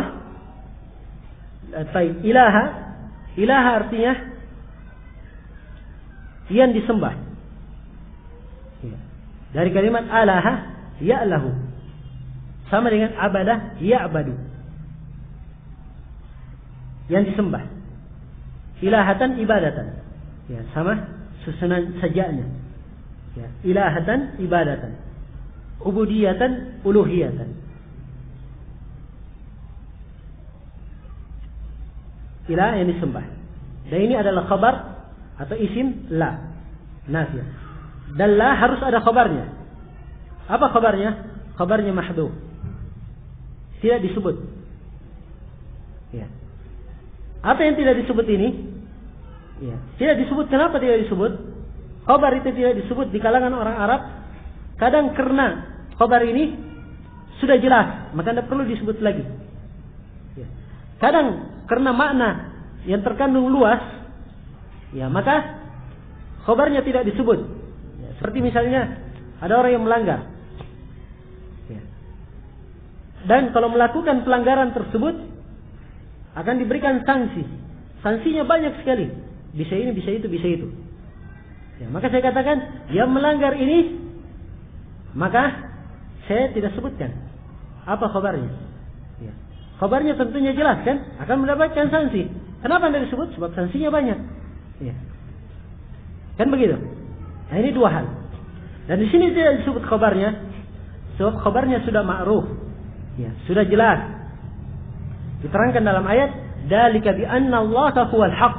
Demikianlah karena Allah itu yang maha hak. Karena itu para ulama di sini sepakat bahwa la ilaha, takdirnya di sini yaitu la ilaha bihaqqin illallah. Tidak ada sembahan yang benar kecuali Allah. Illa ini istisna, perkecualian. Allah yang diperkecualikan. Iya. I'rabnya illallahu. Illah Allahu. Nah, dan dia adalah mustasna, perkecualian. Baik. Sebagian para ulama mengatakan bahwa Allah di sini adalah badal dari khabar yang mahdhuf. Ya. Cuman ini ada kerancuan dari sisi keyakinan. Kalau dikatakan badal, sebagian orang mengatakan Allah itu badal bagian dari yang diistisna. Ini adalah suatu kebatilan. Ya. Jadi juga memberikan i'rab itu tidak sembarang, mengukur dari sisi bahasa. Ya.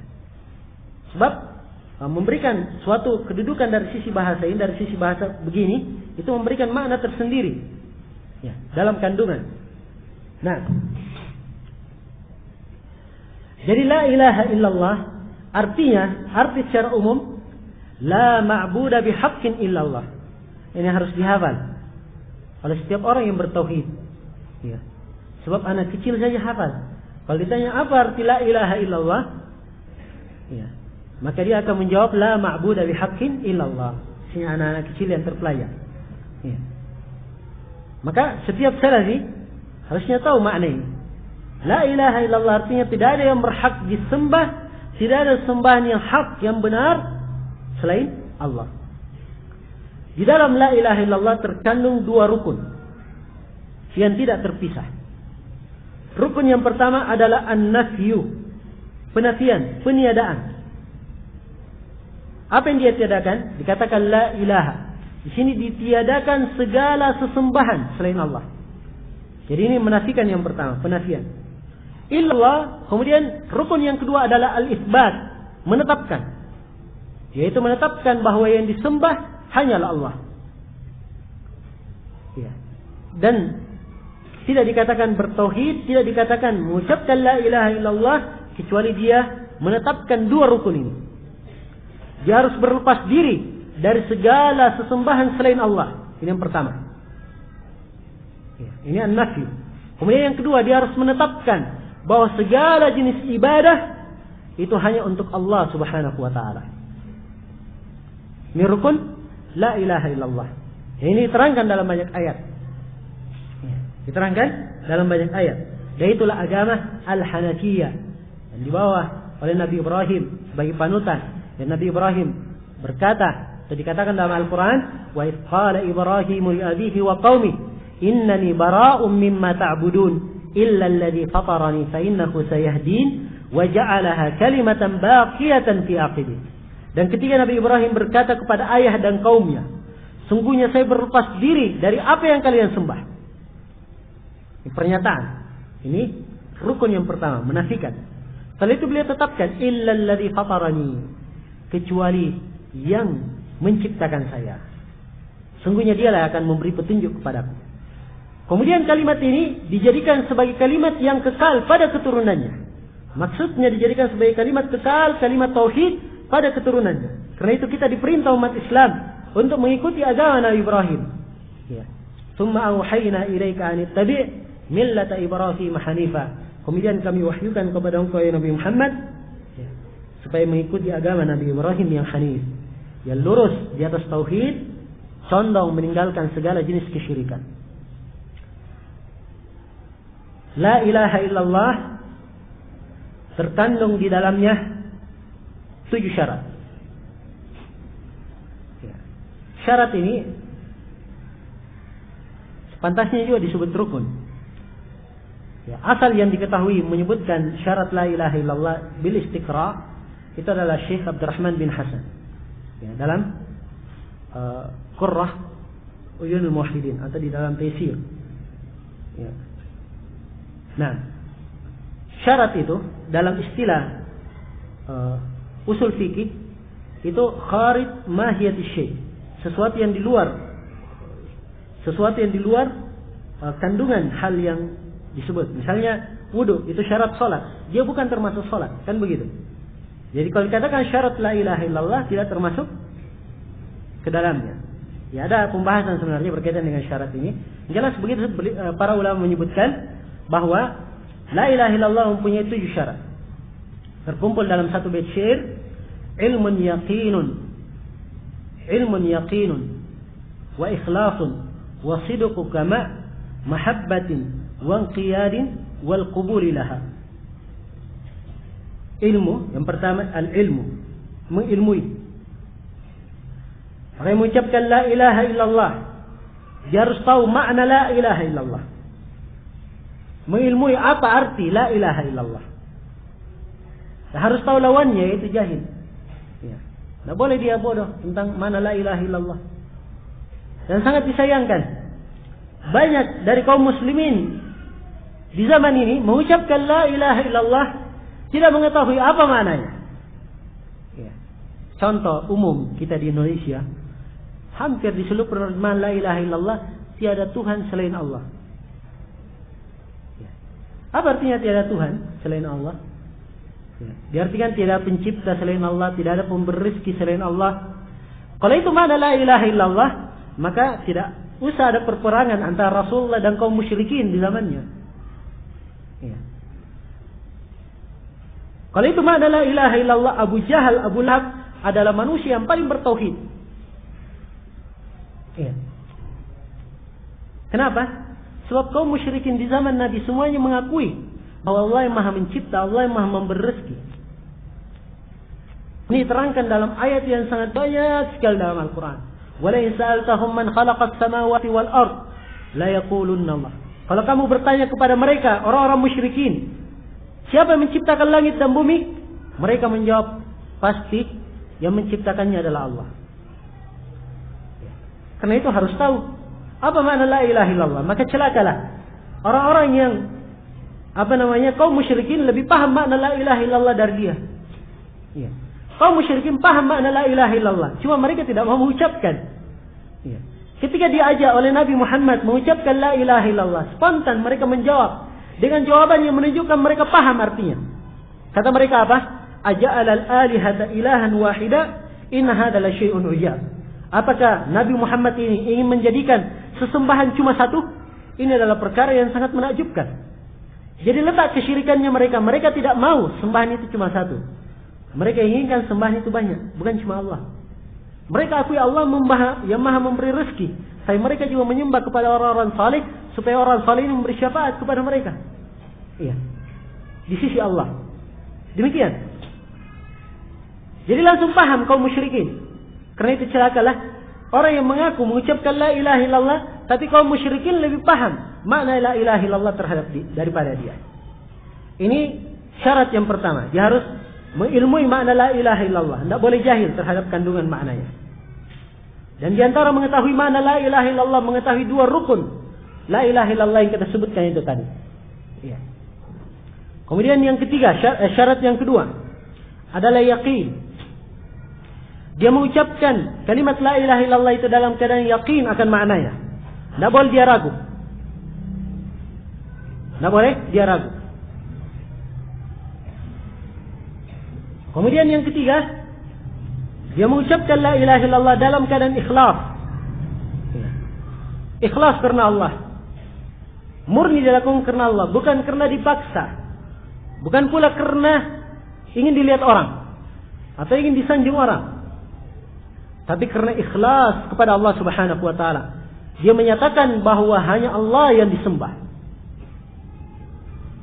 Kemudian yang ketiga, dia harus jujur dalam pengakuannya, tidak boleh dusta. Jujur mengucapkan la ilaha illallah. Ini yang keempat ya. Jujur. Kemudian yang kelima, dia harus cinta dengan mengucapkan kalimat la ilaha illallah itu. Tidak boleh benci.